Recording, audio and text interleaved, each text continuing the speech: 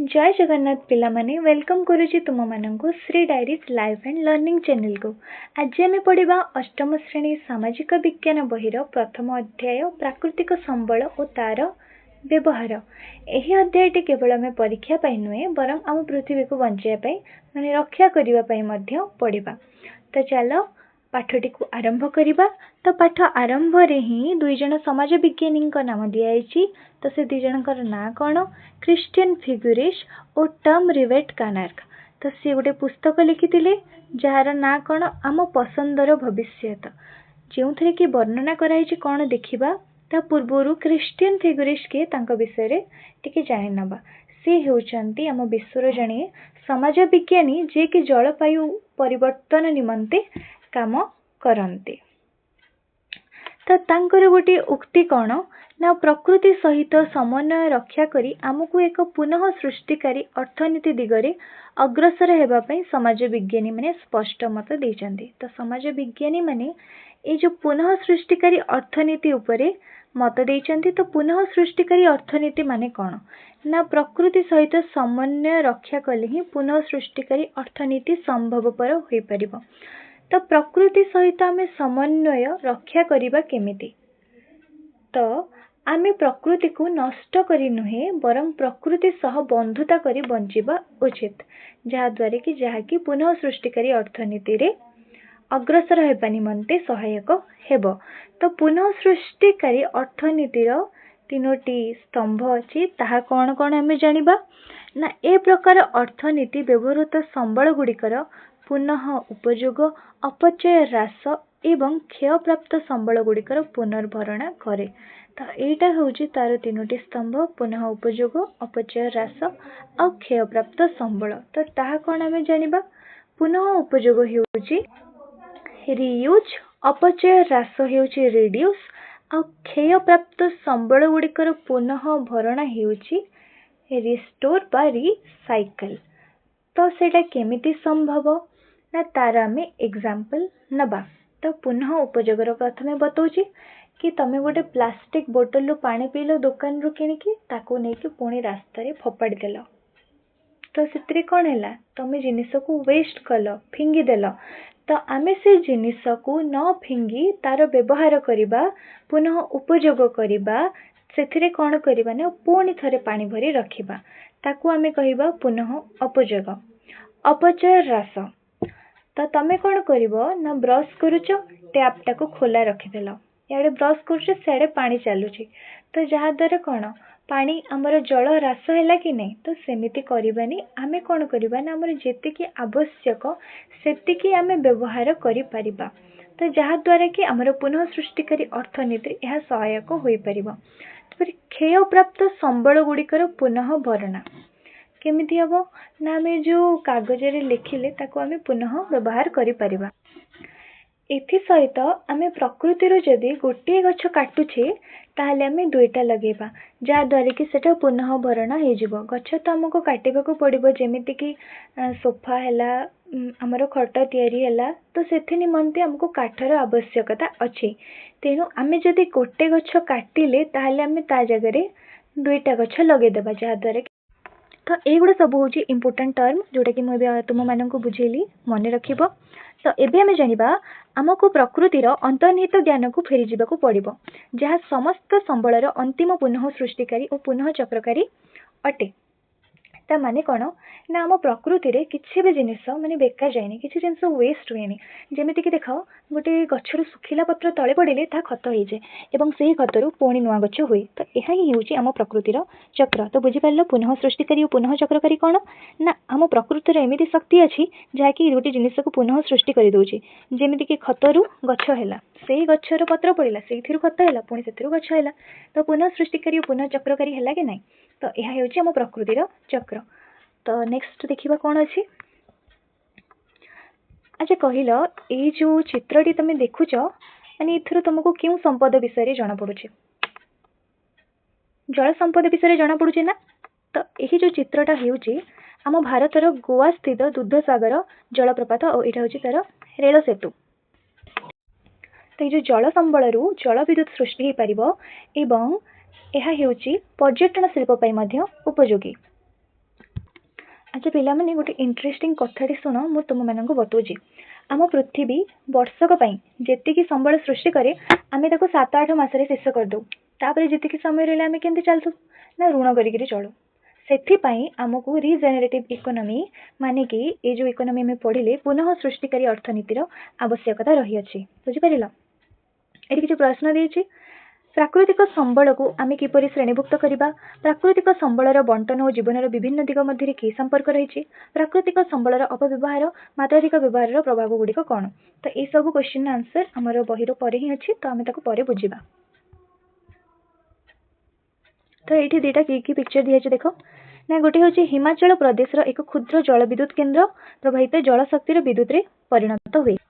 तो ये जो चित्रटा देखुच यह हूँ माने हिमाचल प्रदेश गोटे क्षुद्र जल विद्युत केन्द्र। तो जल विद्युत केन्द्र कौन ना जो कि जल शक्ति विद्युत रे परिणत हुए जहाँ कि आम हाइड्रो इलेक्ट्रिसिटी कही था। तो नेक्स्ट पिक्चर क्या दिखाई ना तटवर्ती समुद्र तलभूमि अभ्यंतर तैल उत्तोलनकारी यंत्र। तो माने समुद्र तले माने बहुत किलोमीटर तले आमर कौन ना तैल अच्छी जहाँ कि यही तैल अभ्यंतर जो तैल अच्छी तैल उत्तोलनकारी यंत्र द्वारा बाहर को कढ़ा जहाँकि आम यूज रे ही आसब। तो यह गोटे संबल। तो तुम्हें मैंने ये कौन जान कि मैंने संबल को आम बाहर करने आम पाखे टेक्नोलोजी हवा कथा ये टेक्नोलोजी अच्छी कहीकि आम मैंने ये जो यंत्र व्यवहार कर समुद्र तलू तैल बाहर कर पार्छु कि नहीं जदि भी सेमती किसी डेभलप हो ना था साइंस तो ताहा पॉसिबल हो पारथा कि संभवपर हो पारथा। एबे गोटे क्वेश्चन आसीगला प्रकृति केतेबेले संबल रे परिणत हुए। तो तमे माने या आंसर कौन भावुच भाव प्रथमे तापर हम पढ़िबा भाबिल एबे चला पढ़िबा। मनुष्य द्वारा सृष्टि होई नथिबा परिवेश अंतर्गत समस्त सजीव और निर्जीव प्ररूप गुड़िकर समारोह ही प्रकृतिर अन्यतम।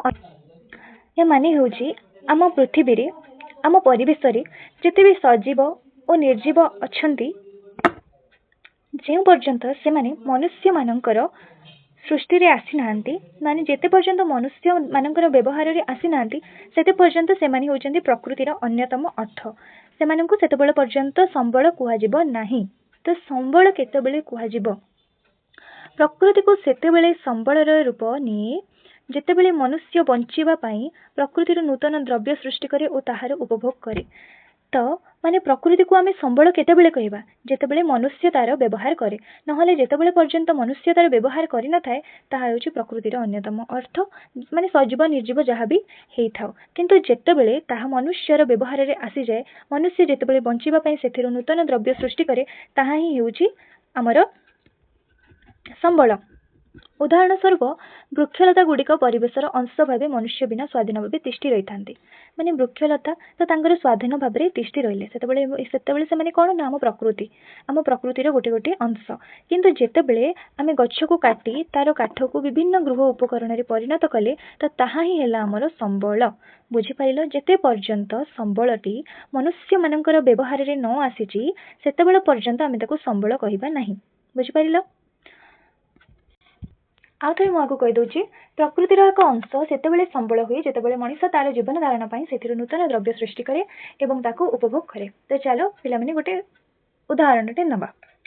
तो भाव जंगल गोटे गछ अच्छी तो से पर्यंत ताहा होची प्रकृतिर गोटे अंश किंतु जेतेबेले जड़े काठ शिल्पी से गछ को काटी तार काठरू एक सुंदर चेयर खट कि टेबुल कि जहाँ भी गोटे तैयारी करदेला और आमे तापरे बसिले आमे ताको यूज कले ताहले जाइकि सेटा संबल रे परिणत हे जिवो काहेकि ना ताहा मनुष्यर आवश्यकता रे आसिला। तो जेतेबेले गोटे जिनिसटा मनुष्यर आवश्यकता रे आसुची मनुष्य ताको उपभोग करुची सेतेबेले ही आमे ताको संबल बोली कहूछु। बुझिपारिल अधिकांश समय यही उपादान गुड़िक सहजरे उपलब्ध होई न थाए माने अधिकांश समय कौन हुए ना यही जो उपादान गुड़िक सहजरे आम पाखरे उपलब्ध होई न थाए जेमिति कि कौन कौन देख उदाहरण स्वरूप समुद्र सज्जरे बहु तले गच्छित थिबा पेट्रोलियम उत्तोलन पई आवश्यक प्रयुक्ति विद्यार अभाव उत्तोलन खर्चर आधिक्य किंबा देवस्थली उद्यान गुड़िकर गछ काटिबा सांस्कृतिक दृष्टिकोण ग्रहणीय होई न थाए। तो एबे आमे चित्र देखिले कि नहीं समुद्र सज्जरू तैल बाहर करा जाउथि तो सही जो समुद्र तले जो पेट्रोलियम अच्छी तो ताकू बाहर करिबा पई कोन दरकार टेक्नोलोजी दरकार प्रयुक्ति विद्यार साहाय्य दरकार जहाँकि माने उपयुक्त परिमाण रे अवेलेबल नहीं। माने जेतिकी अच्छी आमर सेतिकी तैल कढ़ाऊे किंतु हेले भी बहुत अच्छी से आमको प्रजुक्ति विद्यार आवश्यकता अच्छी जहाँकि आमर अभाव से निमंते आम उपयुक्त जंत्रपाति नहीं टेक्नोलोजी नहीं तो बाहर करा जाउछे किंतु बहुत कम ता निमंते बहुत पैसा भी दरकार से मेसीन भी दरकार आउ जंत्रपाति आउ टेक्नोलोजी भी दरकार एथि सहित संबल बाहर करने आमको अर्थर आवश्यकता अच्छी जदि गोटे उदाहरण नवा जदि 100 टंकार कोईला बाहर करने आमको 500 टंका खर्च करने को पड़े तेबे सेटारे खଣି खोलिबा लाभदायक हेबो नै हबो कि खଣି खोलिबा लाभदायक हबो सेतिपाई संबल बाहर करने आम जी खर्च करूँ ताठू अधिक लाभ मिलवा दरकार तो धरी नियो एबे आमर भारत सरकार कौन करेंगे कि आमर जो समुद्र तले जो संबल अच्छी बाहर करेंगे किंतु जितेबाला बाहर करेंगे आमर खर्च हो अधिक किंतु संबलर मात्रा थी कम तो से आमर लाभ हम कि बिल्कुल भी नुहे जमीक मुझे उदाहरण देली 100 टंकार कोईला बाहर करने 500 टंका खर्च करवा तो ये केते लॉस है तुम मैंने जापर तापर आम गोटे लाइन पढ़िले कि देवस्थली उद्यान गुड़िकर गछ काटिबा सांस्कृतिक दृष्टिकोण ग्रहणीय होई न थाए देवस्थली कौन ना आमर जो मंदिर है देवता मानकर स्थली पवित्र स्थान तो से स्थान जो उद्यान अच्छे से गछ काटिबा माने आमर व्यवहार निमंते सांस्कृतिक दृष्टिकोण ग्रहणीय न थाए तो यही भी आम देखिले कि आम समाज व संस्कृति से निमंते आमको सम्मति देउना जहाँद्वारा कि आम संबलर व्यवहार करूँ ना तो आमे जहाँ पढ़िले तेणु प्राद्योगिक दृष्टिकोण सुगम्य अर्थनैतिक दृष्टिकोण यथार्थ और सांस्कृतिक दृष्टिकोण ग्रहणयोग्य पदार्थ गुड़ी को संबल भाव विवेचना करे जहाँकि मुझे तुमको ये बुझे देछि प्राद्योगिक दृष्टिकोण सुगम्य माने ये सब लाइन गुड़ा इंपोर्टाट तो अंडरलाइन करदेव तुम बही में आउ थे बुझे दूसरी प्राद्योगिक दृष्टिकोण सुगम्य माने कहले कौन आम कौन बुझा ना संबल टी व्यवहार करने आम पाखे उपयुक्त जंत्रपाति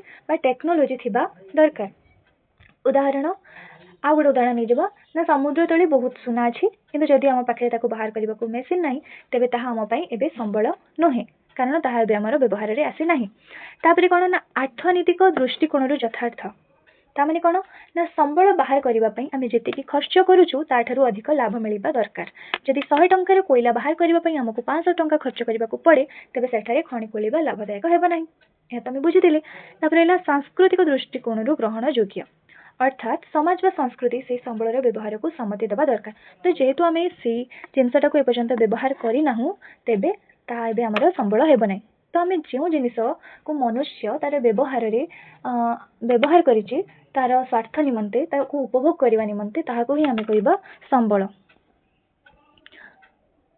पृथ्वी संबलर एक भंडार मात्र अधिकांश संबल सृष्टि लक्ष लक्ष वर्ष समय लगी मनुष्य गुड़िक नहीं व्यवहार करने शिखी सहजरे उपलब्ध होता जलवायु और मृत्तिका एवं सहजरे उपलब्ध होना कोईला पेट्रोल मूल्यवान पत्थर धातव खनिज और काठ इत्यादि संबल अंतर्भुक्त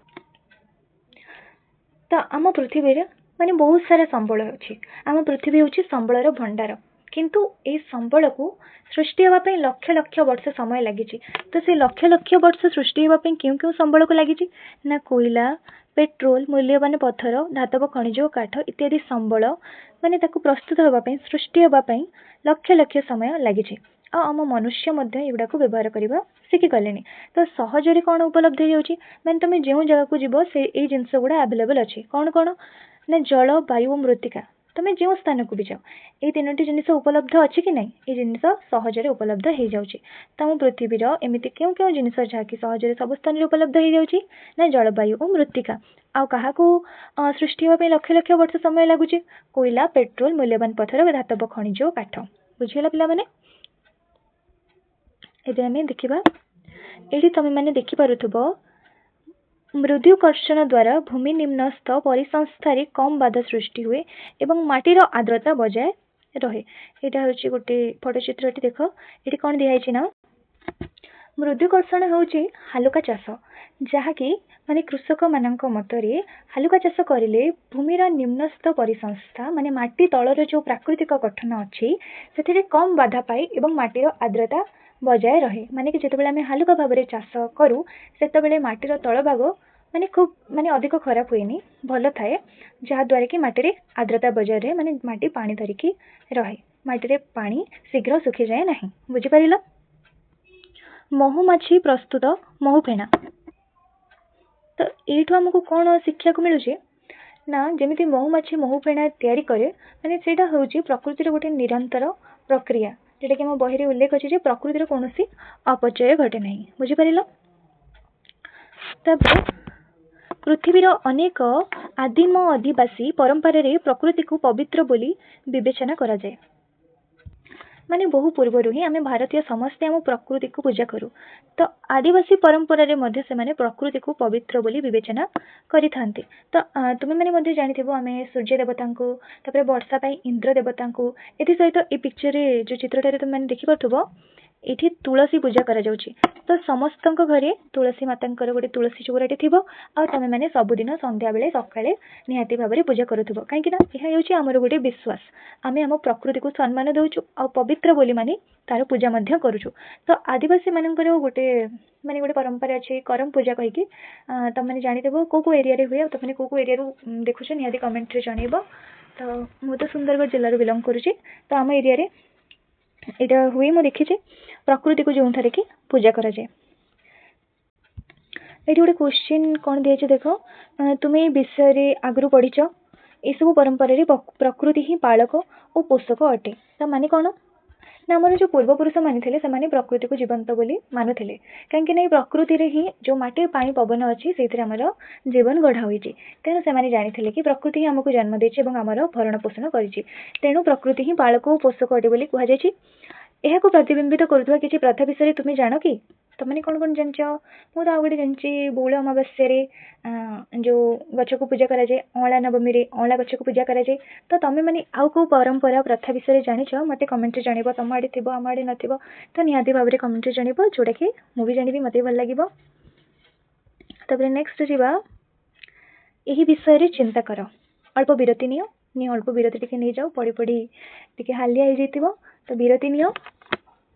ନିଜକୁ ଓ ନିଜ ଚତୁଃପାର୍ଶ୍ୱରେ ଥିବା ପଦାର୍ଥ ଗୁଡ଼ିକ ଦେଖ। ପ୍ରତ୍ୟେକ ପଦାର୍ଥର ଉତ୍ପତ୍ତି କିପରି ହୋଇଛି? କୌଣସି ନା କୌଣସି ସମୟରେ ଏ ସମସ୍ତ ପଦାର୍ଥର ସୃଷ୍ଟି ପ୍ରକୃତିଗତ, ଏପରିକି ତୁମ ସାର୍ଟର ପ୍ଲାଷ୍ଟିକ ବୋତାମ ମଧ୍ୟ ପ୍ରକୃତିର ଦାନ। ତ ତମେ ଫାଷ୍ଟ ଏଇନା ଅନେଇବ, କାହା ଉପରେ ତମର ନଜର ପଡ଼ିବ? ତମର ପେନ୍ ପେନସିଲ ଉପରେ। ତ ପେନସିଲ କେମିତି ତିଆରି ହେଇଛି? କାଠରୁ ତିଆରି ହେଇଛି। ତ କାଠ କେଉଁଠୁ ଆସିଲା? ଗଛ। ତ ଏଇଟା ଗୋଟେ କ'ଣ ନା ପ୍ରକୃତିର ଦାନ କି ନୁହେଁ? ସେମିତିକି ତମେ ଖଟ ଉପରେ ବସିଥିବ କି ଟେବୁଲ ଉପରେ ବସିଥିବ, ଆଉ ସେଗୁଡ଼ା ବି ଆମର ପ୍ରକୃତିରୁ ଆସିଛି କି ନାହିଁ? ଏଇନା ତମେ ପୁସ୍ତକ ତମ ବହିରୁ ପଢ଼ୁଛ, ତ ବହି କେଉଁଠୁ ଆସିଲା? କାଗଜ, ଯାହାକି ଆମ ଗଛରୁ ହିଁ ଆସିଛି, ତାହା ବି ହେଉଛି ପ୍ରକୃତିର ଦାନ। ତାପରେ ଯେଉଁ ପୋଷାକ ପିନ୍ଧିଛ, ତ ଏମିତି ବହୁତ ସାରା ଏକ୍ଜାମ୍ପଲ୍ ଅଛି। ତମେ ଭାବ, ଆଉ ବିରତି ନିଅ ଟିକେ, ଭାବ କ'ଣ କ'ଣ ସବୁ ତମ ଚତୁଃପାର୍ଶ୍ୱରେ ଦେଖୁଛ। ସଂକ୍ଷେପରେ କହିବାକୁ ଗଲେ ପ୍ରକୃତିରୁ ମିଳୁଥିବା ଓ ମନୁଷ୍ୟ ପାଇଁ ଉପଯୋଗୀ ସମସ୍ତ ମୂଲ୍ୟବାନ ସାମଗ୍ରୀ ବା ପଦାର୍ଥକୁ ପ୍ରାକୃତିକ ସମ୍ବଳ କୁହାଯାଏ। ତ ପ୍ରାକୃତିକ ସମ୍ବଳ କାହାକୁ କୁହାଯାଏ? ମନୁଷ୍ୟ ଦ୍ୱାରା ସୃଷ୍ଟି ହୋଇନଥିବା ପ୍ରକୃତିର ସମସ୍ତ ଉପାଦାନ ଯାହା ମନୁଷ୍ୟ ପାଇଁ କୌଣସି ନା କୌଣସି ପ୍ରକାର ଉପଯୋଗୀ, ତାହାକୁ ଆମେ ପ୍ରାକୃତିକ ସମ୍ବଳ ବୋଲି କହିଥାଉ। ବୁଝିପାରିଲ? ତ ପ୍ରାକୃତିକ ସମ୍ବଳର ପ୍ରକାରଭେଦ ବିଷୟରେ ଆମେ ଜାଣିବା। ବିଜ୍ଞାନରେ ଆମେ ବିଭିନ୍ନ ପଦାର୍ଥର ନାମକରଣ ଓ ବର୍ଗୀକରଣର ଉପାଦାୟତ ବିଷୟରେ ଜାଣିଛେ। ତ ଏହା ମାନେ କ'ଣ ନା ବିଜ୍ଞାନ ଆମେ ବିଭିନ୍ନ ପଦାର୍ଥର ନାମକରଣ ବର୍ଗୀକରଣର ଉପାଦାୟତ ବିଷୟରେ ଜାଣିଛେ। ତ ଆମେ କ'ଣ କ'ଣ ଜାଣିଛେ? ଯେମିତିକି ଆମେ ସଜୀବ ଓ ନିର୍ଜୀବ ମଧ୍ୟରେ ପାର୍ଥକ୍ୟ ଜାଣିଛେ। ସେମିତି ସମ୍ବଳ ଗୁଡ଼ିକୁ ବିଭିନ୍ନ ଭାଗରେ ବିଭକ୍ତ କଲେ ଆମକୁ ସେଗୁଡ଼ିକର ବ୍ୟବହାର ବୁଝିବାରେ ସହଜ ହୁଏ। ତ ସେଥିପାଇଁ ଆମେ କ'ଣ କରିବା ନା ସମ୍ବଳ ଗୁଡ଼ିକର ବ୍ୟବହାର କରିବା। ବିଭିନ୍ନ ପଦାର୍ଥର ବର୍ଗୀକରଣ କଲାବେଳେ ଆମେ କିଛି ସାଧାରଣ ଲକ୍ଷଣକୁ ବିଚାରକୁ ନେଇ ବିଭିନ୍ନ ବର୍ଗର ନାମକରଣ ପାଇଁ ଏକ ଶବ୍ଦ ବା ବାକ୍ୟାଂଶ ବ୍ୟବହାର କରିଥାଉ। ତ ଯେତେବେଳେ ଆମେ ଗୋଟେ ଜିନିଷର ବର୍ଗୀକରଣ କରୁଛେ, ତ ତାର କିଛି ସାଧାରଣ ଲକ୍ଷଣକୁ ଆମେ ଦେଖିବା, ତାପରେ ଆମେ ତାର ବର୍ଗର ନାମକରଣ କରିବା, ତାପରେ ତାକୁ ଶବ୍ଦ ବା ବାକ୍ୟାଂଶରେ ବ୍ୟବହାର କରିବା। ଯେତେବେଳେ ଏହି ନାମ ବା ବାକ୍ୟାଂଶକୁ ଲୋକମାନଙ୍କ ଭିତରେ ବ୍ୟବହାର କରାଯାଏ, ସେତେବେଳେ ଏହାର ବ୍ୟାପକ ଅର୍ଥ ସହଜରେ ବୋଧଗମ୍ୟ ହୁଏ। ତ ଏଇ ଯେଉଁ ନାମ ବା ବାକ୍ୟାଂଶକୁ ଲୋକମାନେ ଯେତେବେଳେ ତାକୁ ବ୍ୟବହାର କରିଦିଅନ୍ତି, ସେତେବେଳେ ତାର ଅର୍ଥଟା ଆମ ପାଇଁ ସହଜ ହେଇଯାଏ ଓ ବୋଧଗମ୍ୟ ହେଇଯାଏ।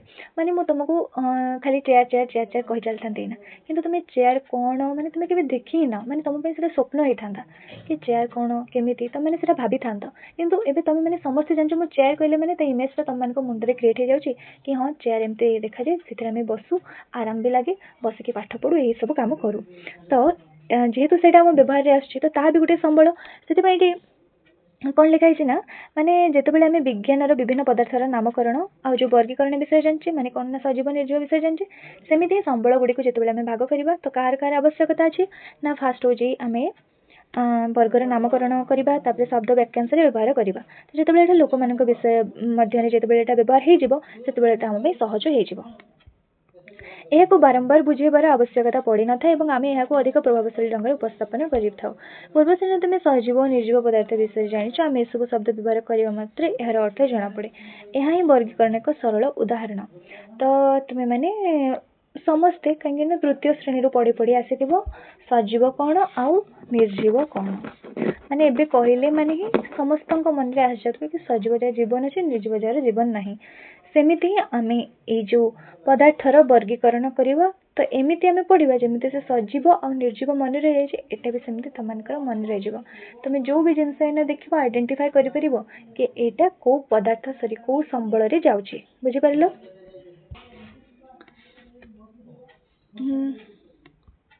तो एबे प्राकृतिक संबल गुड़िक वर्गीभूत करने आम क्यों सब मानदंड व्यवहार करि परिबा तो चिंता कर सार एबे तार उत्तर तले अच्छी आम देखा प्राकृतिक संबल को विभिन्न आधार रे श्रेणीभुक्त करा जाय पारे यथा बंचिबाई आवश्यकता पदार्थर उच्च और शक्तिर उच्च आदि आधार को विचार को निया जाय पारे तो एबे आम जानिबा कि बंचिबाई अत्यावश्यक संबल रे क्यों क्यों प्राकृतिक संबल आसुअछि निश्वास प्रश्वास पाई आवश्यक वायु पीवा पाई पानी और खाइबा पाई खाद्य बिना आम पृथ्वी रे बंची परिबा नहीं आम ए सब को वायुमंडल नदी और पोखरी एवं कृषि कार्य व अन्य प्राणी मानक ठारू पाई थाउ आम निश्वास नेउथुबा वायु पीउथुबा पानी और आमको खाद्य जोगाउथुबा मृत्तिका को तैयारी करि परिबा नहीं तो जेहेतु एटा हमर प्राकृतिक संबल आम या तैयारी करिबा नहीं तो निश्वास प्रश्वास पाई आमको कौन वायुर आवश्यकता पीवा पाई पानी खाइबा पाई खाद्यर आवश्यकता या बिना आम गोटे मिनिट भी बंची परिबा नहीं कारण यह होची हमर मौलिक आवश्यकता माने पैसा बिना आमे बंची जीवा किंतु जदि आम पाखरे वायु नहीं माने हमको श्वासक्रिया पई वायु नहीं पीवा पई पानी नहीं खाइबा पई खाद्य नहीं ताहले भी बंची परिबा नहीं तो माने कि जदि एबे वायु न थांदा हेले तुम गोटे मिनिट भी बंची पारथांते कि गोटे मिनिट भी बंची परिबो नहीं कारण यह हमर निहाती जरूरी आ तमे कोना को तैयारी करि परिबो आमे याको तैयारी करि परिबा नहीं कारण यह हेउची प्राकृतिक संबल यह हेउची हमर प्रकृति रो तैयारी यह हेउची हम पई आशीर्वाद स्वरूप विभिन्न सामग्री पई संबल प्रकृतिर उपहार रु मनुष्य भौतिक वस्तु सृष्टि करिछि ता माने कोन आमको जो प्रकृतिर उपहार मिली जाए माने जो हमर प्रकृतिर जो अंश वृक्ष हैला नदी हैला आ माने बहुत सारा हमर प्राकृतिक जिनिस जो प्राकृतिक जोटा हमर प्रकृति रु आसीछि सेथिरो मनुष्य भौतिक वस्तु सृष्टि करिछि आमे सेगुडी को हमर उपयोगिता पाई किंबा सौंदर्य सामग्री तैयारी करिबा पाई व्यवहार करिथाउ एहा आम जीवन तथा अन्य मानक जीवन को समृद्ध करिथाए उदाहरण स्वरूप गोटे काठ खंड को चौकी रे रूपांतरित करा जाय परिबो एहा को मध्य खोदित करा जाय सौखीन प्रतिमूर्ति निर्माण करा जाय परिबो तो माने आम प्रकृति रो हमको कोन मिलिचे ना जंगल मिलिचे गछ मिलिचे जाकि आम प्रकृतिर सृष्टि होइछि तो मनुष्य कौन करुछि ना सेथिरो भौतिक वस्तु सृष्टि करूछि कौन कौन करुछि ना बहुत मात्रा रे सुंदर सौंदर्य सामग्री जेमिति कि ताकू गोटे चौकी रे रूपांतरित कर दोछि एथि सहित शौखीन प्रतिमूर्ति निर्माण कर दोछि भारतर भौगोलिक विविधता आमको काठ ठारू आरंभ कले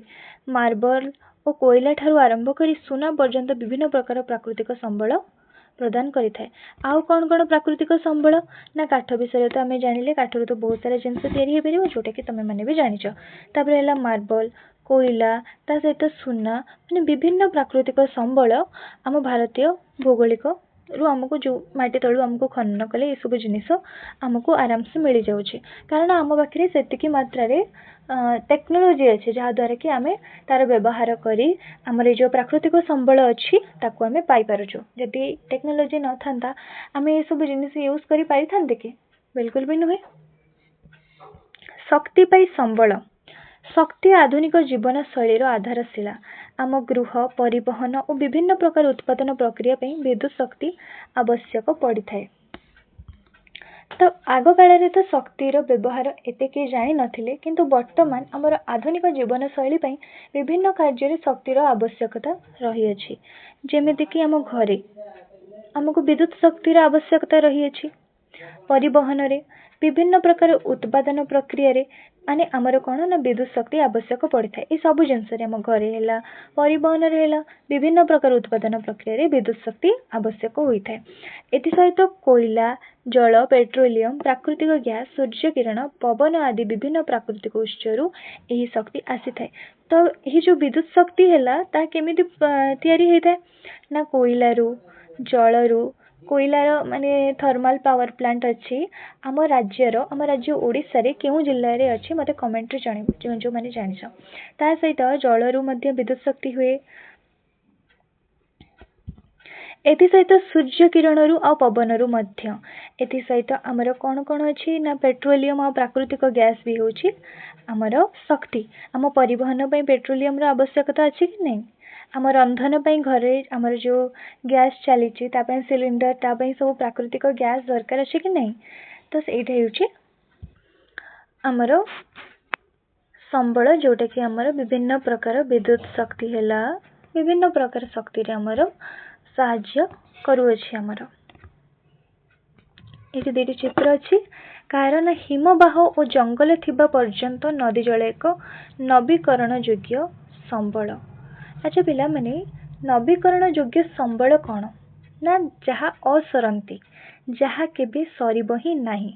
तो ये कौन कहुई ना हिमबाह मानी हूँ बरफ बरफ और जंगल थिबा जाए नदी जल एक नवीकरण योग्य संबल।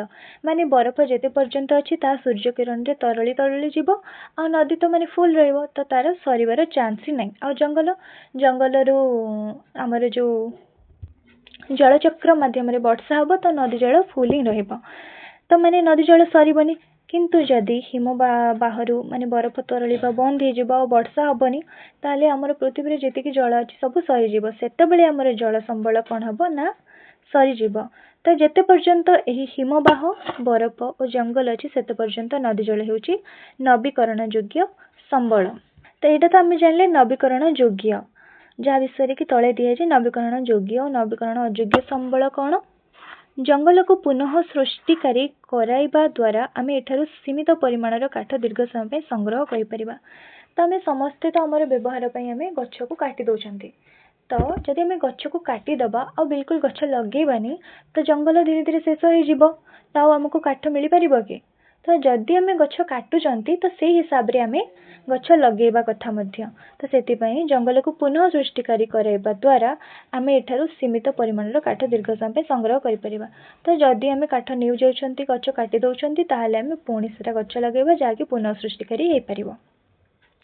नवीकरण योग्य और नवीकरण अयोग्य संबल कौन। तो मुझे तो ये तुम मानक नवीकरण योग्य संबल कौन बतैली आउ थे बुझा।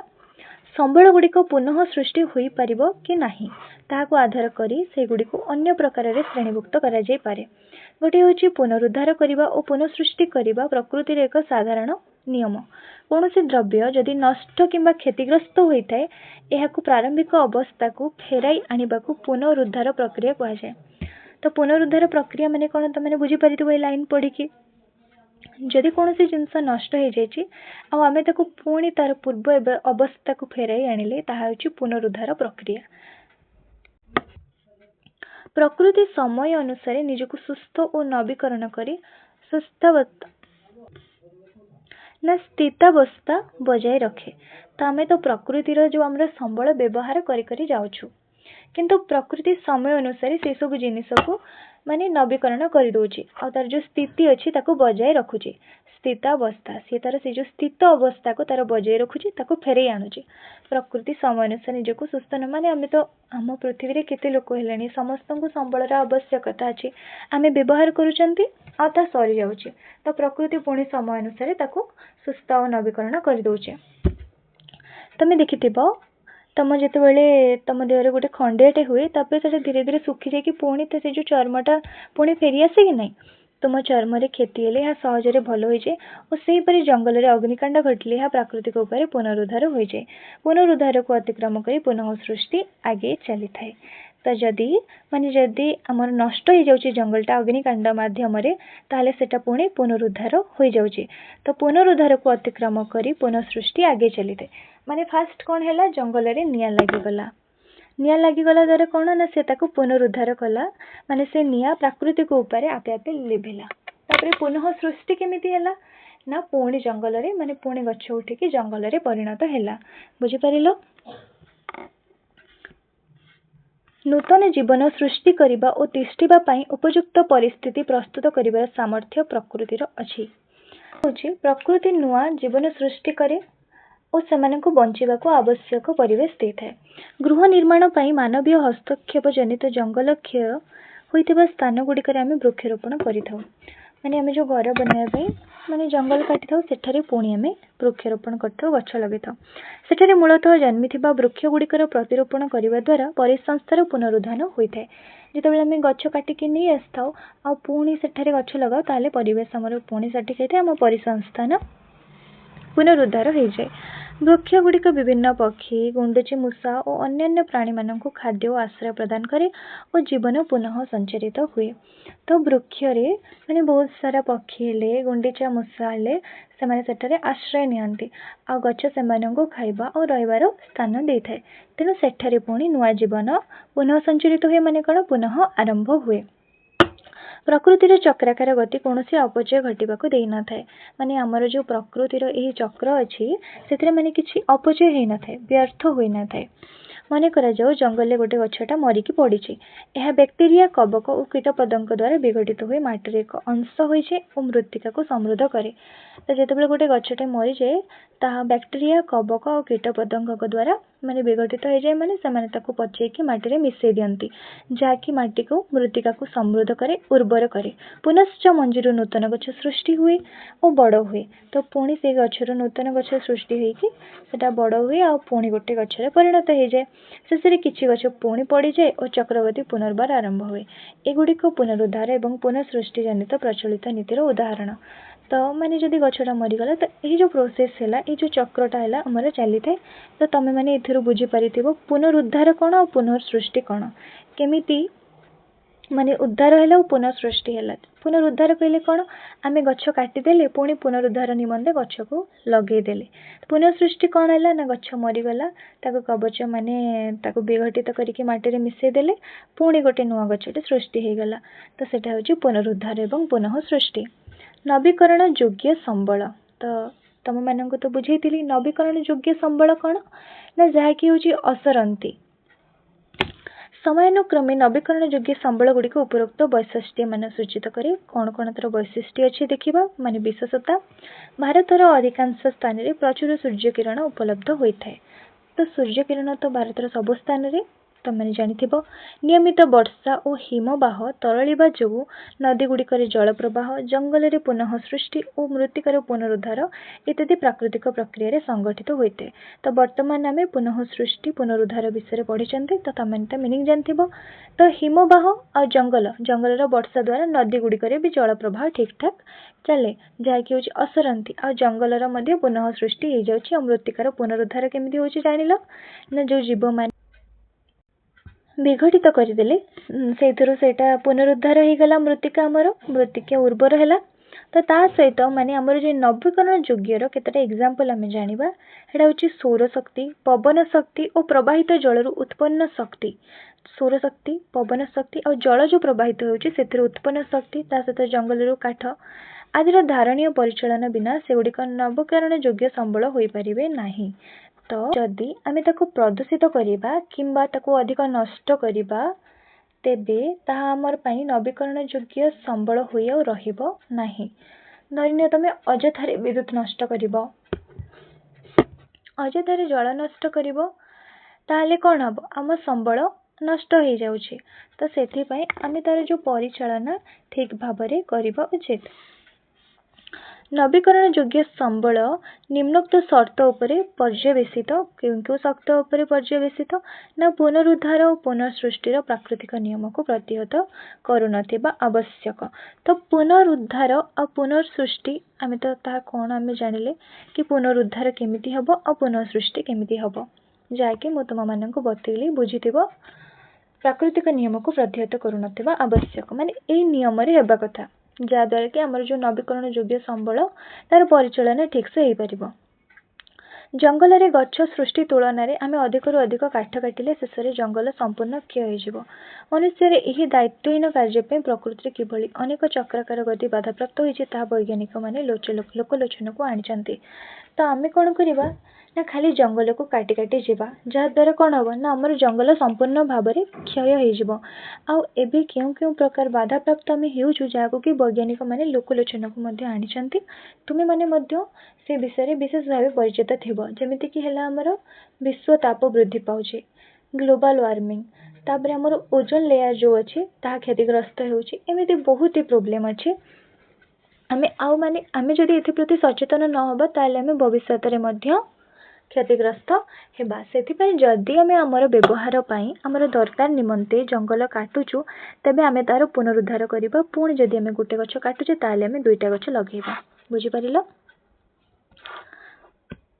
अनेक गुड़िए कारक सम्मिलित भाव कार्य करुच्ची आमे अनुभव करुवा अत्यधिक तापमात्रा वृद्धि दुईटी कारण होउची गोटे हूँ जीवाश्म इंधन भित्तिक शिल्पायन एवं कृषि एवं अन्यान्य उद्देश्य रे जंगल क्षय माने कि हूँ कोयला पेट्रोलियम आदि व्यवहार करी आमे जो शिल्प चलाउछु जहाँद्वारा कौन होना तापमात्रा वृद्धि होती सहित कृषि और अन्य उद्देश्य जंगल क्षय जमती कि चाष कम करने निमंते जंगल कटा होपर अनेक शिल्प निर्माण निमंते गछ काटुंट जहाँद्वारा कौन होना तापमात्रा वृद्धि होती ताप वृद्धि कारण हिमालयर केतेक स्थान में हिमबाहर गलन हार वर्षण द्वारा पुनः भरणा ठारू अधिक रोचे यार प्रभाव हिमालय जलउत्स उपर निर्भर करुवा समतल बासिंदा उपर पड़ुचे तो यार परिमाण कौन होची ना पृथ्वीर तापमात्रा बढ़ुची जहाँद्वारा कि हिमालयर जो हिमबाह गुड़िक अच्छी जहाँ को आम ग्लेशियर कही था तरलुची एवं जार कि प्रभाव क्या उपरे पड़ुची ना हिमालयर पाददेश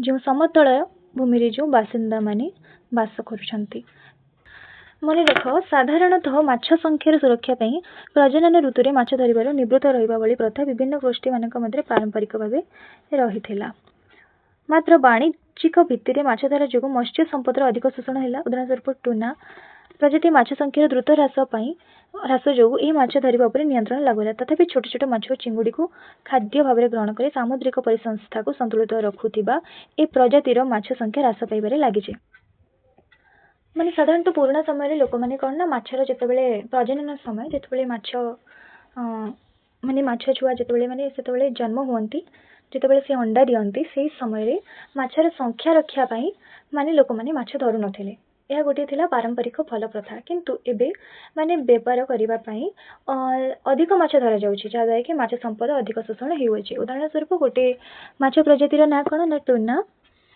जहाँकि भी द्रुत मात्रा ह्रास पाउथिला जहाँद्वारा कि तापरे नियंत्रण लगी तथापि भी यही प्रजातिर माछ छोट माछ और चिंगुड़ी खाई समुद्र संतुलन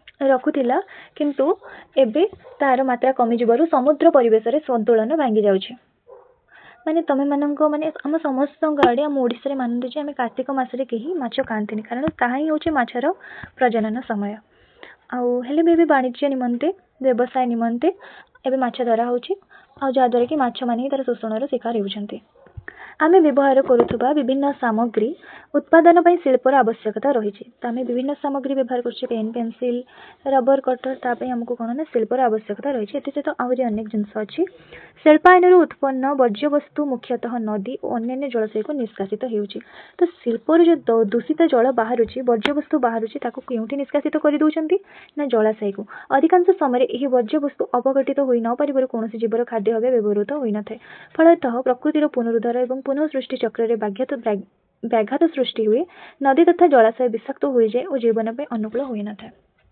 तो तुम मैंने निजे भाव जो दूषित जल को नदी में छड़ा जाए तो पानी दूषित हो तो से नदी में जो जीव मैंने रोचंती तो से निबंधे व्याघात सृष्टि हम कि नहीं विपद सृष्टि हम कि नहीं आर पुनरुद्धार और पुनःसृष्टि चक्र व्याघात सृष्टि हम कहीं नदी तथा जो जलाशय गुड़िक से गुड़ा विषाक्त हो जाए आ जीवन पर अनुकूल हो रही न था ये चित्र में तुम देखिपुव केमी खराब पानी गुड़ा छाड़ुंट देख माने कौन हो से आमर जो जलचर जीव मानकर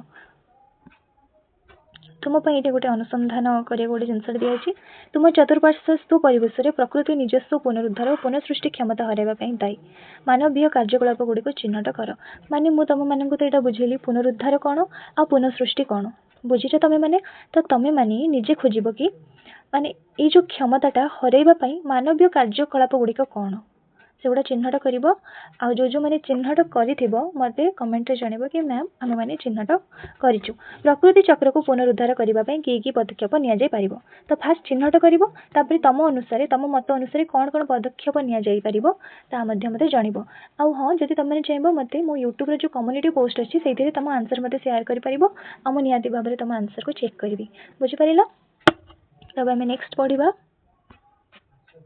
परिसंस्थार कार्य और परिसंस्थार सेवा परिसंस्था कौन आम कौता इकोसिस्टम जानते समस्त इकोसिस्टम ये टर्म मन रख कहीं ए सीना आम मैंने आम मातृभाषा पढ़ुं ओडिया पढ़ुं कि ये सब टर्म तुम मान व्यवहार में आसब प्रकृति तार निजस्व अंतर्निहित ढंग से कार्य करे माने प्रकृति भीतर भीतर निज हिसाब से ही तार कार्य करे तो चलो प्रथम आम जाना कि परिसंस्था क्या कहुए ना कौन सी प्राकृतिक परिवेश अंतर्गत सजीव और निर्जीव उपादान गुड़िकर पारस्परिक संपर्क और निर्भरशीलता को परिसंस्था कहुए माने आम समस्ते सजीव और निर्जीव परस्पर उपर निर्भरशील तो तेणुक जो प्राकृतिक परिवेश में सजीव और निर्जीव उपादान मानक मध्य पारस्परिक संपर्क और निर्भरशीलता अच्छी आम परिसंस्था बोली कही था उदाहरण स्वरूप वृक्ष माने प्राकृतिक भाव में अम्लजान उत्पादन करती जितेबाला यह प्राकृतिक प्रक्रिया गुड़िकर मनुष्यर कल्याण करे तो कौन ना गछ जो अम्लजान तैयारी करे आम ग्रहण करूँ से आम परिसंस्था सेवा बोली कही था कहीं आम ये गछ उपर निर्भर कले आ गछ आमर साहाय्य कला तो आम कही था परिसंस्था सेवा आम यहाँ एपरी भाव में भावी पार जंगल प्राकृतिक भाव में जल को स्वच्छ करे मृत्तिका क्षय को रोके प्राणी मानक बासस्थान जोगाए ये सहित आम कौन भावी पार ना जंगल आम जल को स्वच्छ करे प्राकृतिक भाव में तापर मृत्तिका क्षय को रोके प्राणी मानक बासस्थान जोगाई थाए आम यहाँ परिसंस्था कार्य कहू तो परिसंस्था कार्य और परिसंस्था सेवा कौन जान ना वृक्ष माने प्राकृतिक भाव आमको अम्लजान जोगाई था मैंने जहाँकि आमर कल्याण है सी आमर साहाय्य कला जो थी को आम उपकार पाइलु आम सेवा सदृश है तो से कौन कहुना परिसंस्थार सेवा कहीं आम परिवेश में वृक्ष आम भितर जो पारस्परिक संपर्क आम मनीष मान वृक्ष मध्य गोटे निर्भरशीलता रही तो यहाँ को आम कहले परिसंस्था सेवा तो परिसंस्था कार्य कौन ना जंगल प्राकृतिक भाव जल को स्वच्छ करे आ मृत्तिका क्षय को रोके तो ये कार्य सब किए कर जंगल तो यहाँ से जेहेतु माने प्राणी मानकर जो आमर प्रकृतिर जो अंश मृत्तिका है आम मान भी साहाय्य करुच्ची तो सेटा तार कार्य से करुच्ची कहीं आम मध्य सेमती पारस्परिक संपर्क अच्छी तो तेणुक यहाँ कहगला परिसंस्था कार्य जितेबाला आम से जंगल जो स्वच्छ जल उर्वर चाष जमी और परागीकृत फसल उपकृत हो से आम प्रकृति परिसंस्था सेवा पाई था बुझिपार परिसंस्था सेवा और परिसंस्थार कार्य कौन जितेबाला आम गोटे जिनस उपकृत होमें सेवा बोली कही था सेमती जंगल कौन कौन कार्य कला ना जल को स्वच्छ कला मृत्तिका क्षय को रोकिला प्राणी मानक बासस्थान जोगाइला आ परिसंस्था जहाँ को आम परिसंस्था कार्य बोली कहले सेवा कौन ना आम ता द्वारा उपकृत हेले आम स्वच्छ जल पाइले उर्वर चाष जमी पाइले परागीकृत फसल पाइले आउ से आम यहाँ परिसंस्था सेवा बोली कही था कहीं आमको गछटू प्राकृतिक भाव में जल को स्वच्छ करे किपरि तुम मध्य निहाती क्वेश्चन आसी तो बुझी नियो केमिति ना जंगल और मृत्तिका कौन करती ना वर्षा जल को छाणी भूतल जल में परिणत करती जहाद्वारा कि स्वच्छ होगला जल आम पी था आईटी परागीकृत फसल कौन ना महुमाछी भली कीट मैंने पराग संगम करी माने यही शस्य जाकि शस्य उपर बसती जहाद्वारा कि पराग संगम होता है और शस्य उत्पादन में साहाय्य करती जहाद्वारा कि माने से आमर साहाय्य कले आम से सेवा पाइले तो आम कहते परिसंस्था सेवा आउ थे बुझे दूसरी देख ना गोटे गछ अम्लजान तैयारी करे ता प्रकृतिर काम किंतु जितेबाला से अम्लजान आम मानक आम मनीष मान निश्वास नेबार साहाय्य हो जाए ताहा परिसंस्था सेवा बुझिपार एवं लाइन आम जो पढ़ुली गोटे परिपक्व वृक्ष दिन को प्राय 275 लिटर अम्लजान उत्पादन करे माने कि माने गोटे आश्चर्यजनक कथा नुहे कि गोटे वृक्ष आमको दिन को 275 लिटर अम्लजान दौर तो से आम गछ लगेवा कथा कि नहीं धरनी आमर जंगल सब क्षय होगला आ गछ ना कारण आम भी कहीं गछ लगाऊ ना क्यों मैंने लगौच मत कमेंट कह तो तो जदि गछ आउ रहिबनी जंगल क्षय हो ताले कौन हम ना आमको ऑक्सीजन किणवा को पड़ो ना आम गोटे मिनिट भी बंची पारानी। तो हॉस्पिटल गोटे अम्लजान सिलिंडर दाम के तुम जानिछ तो किंतु गछ आमको संपूर्ण मागणारे देउछि। तो मैंने बुझ जे आम प्रकृति केते जिनिस पाउछु ये आमको केते साहाय्य कर केते उपकार करुचे। जड़े मनुष्य दैनिक प्राय 350 लिटर अम्लजान आवश्यक करिथाय। माने भाव गोटे गछ दिन को 275 लिटर अम्लजान उत्पादन करुची किंतु जड़े मनुष्य दिन को 350 लिटर अम्लजान आवश्यक करिथाय। तो आमको जदि अम्लजान आवश्यक तो अम्लजान तो आम निहाती आवश्यक। तो आम से भाव में गछ लगेगा उचित।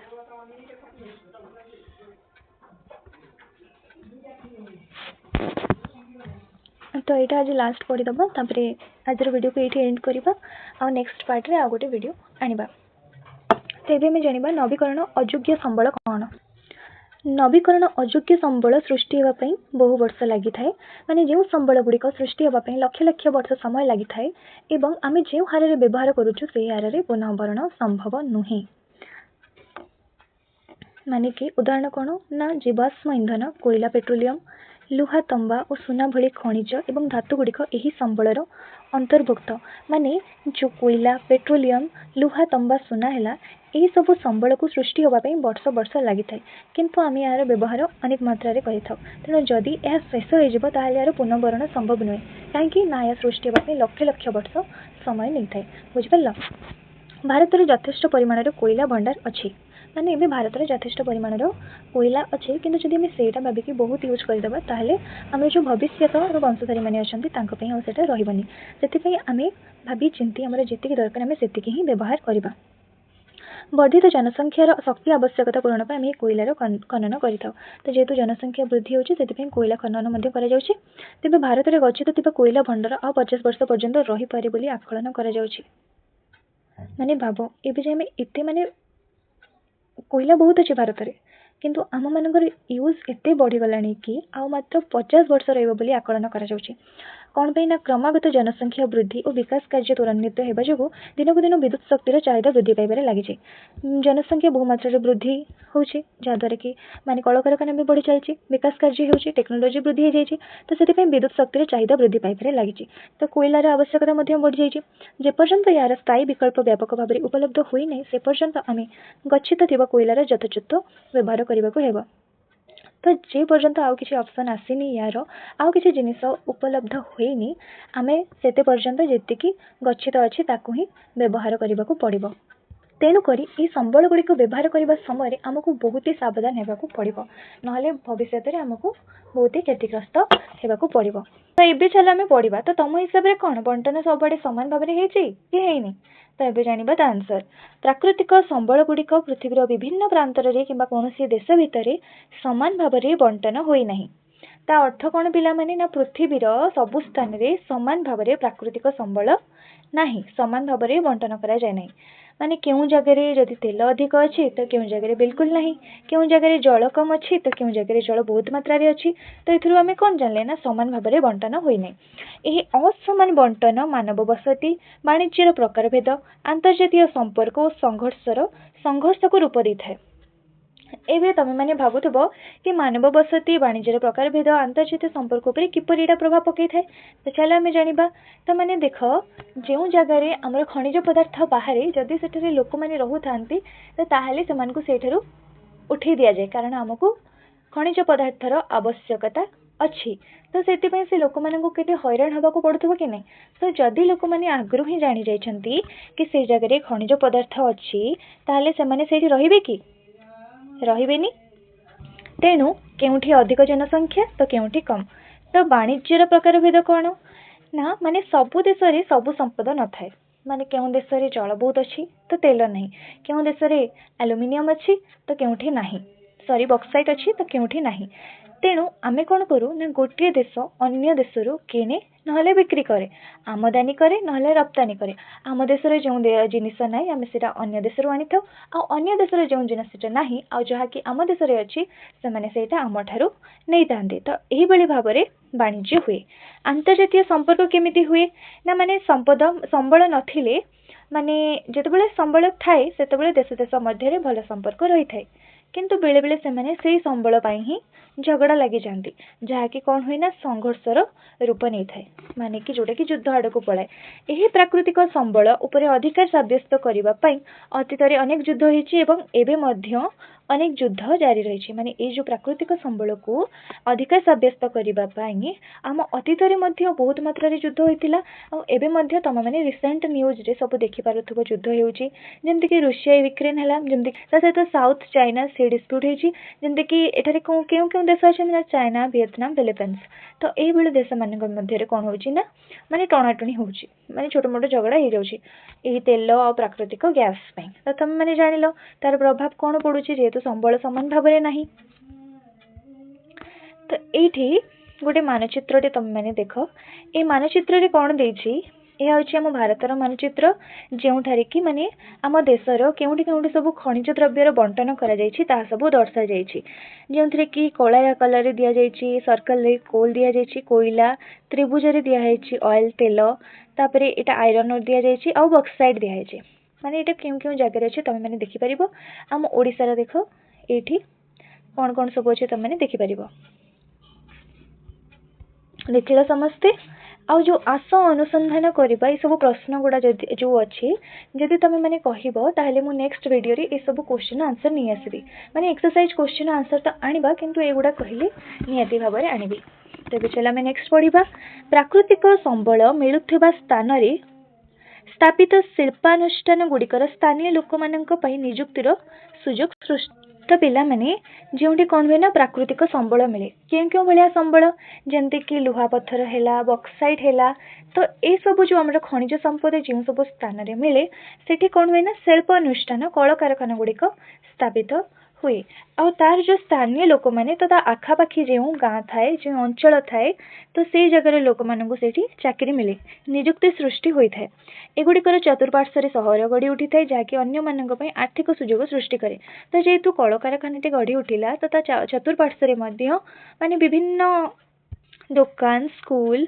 आ बहुत सारा जिनिस सब गढ़ी उठे माने गोटे सहर तैयारी जाए कहीं जेहेतु से लोक मान चाकरी मिलला तो से ही लोक मैंने रे तो घर हम तो दुकान आवश्यकता अच्छे तो दुकान हो पिला माने पाठ पढ़े तो स्कूल हम हॉस्पिटल हम तो से हिसाब से सब जिनिस गढ़ी उठे आ गोटे सहरटे गढ़ी उठी थाए जहाँकि अन्य मानक पई आर्थिक सुजोग सृष्टि करे तो माने जो माने कारखाना रे चाकरी पाइले से माने तो चाकरी पाइले से मानकर आर्थिक अवस्था मध्य सबल है किंतु ता आख पाखरे जो माने सुजोग पाइले जमते कि जो माने दुकानी दुकान कले व्यवसाय कले जो यातायात कले माने सब ट्रांसपोर्टेशन होतबो कि नहीं माने शिल्पर जिनिस नहीं कि अलग स्थान रे पहुँचुथिबे पुणी खनिज पदार्थ आनिकी से शिल्प पाखरे पहुँचुथिबे तो जहाँ द्वारा कि अन्य लोक मानक पई मध्य आर्थिक सुजोग हो गला आधुनिक सुविधा सुजोग द्वारा जीवन शैली उन्नत होता है तो जेहेतु लोक मानू सेठरे चाकरी मिलगला से माने रहिले सहरटे सृष्टि होगला तो से माने जीवन शैली उन्नत होगला माने जमती कि विद्युत व्यवस्था रास्ता हॉस्पिटल स्कूल माने सब किछि भल होगला और जीवन तांकर जीवन शैली उन्नत हैला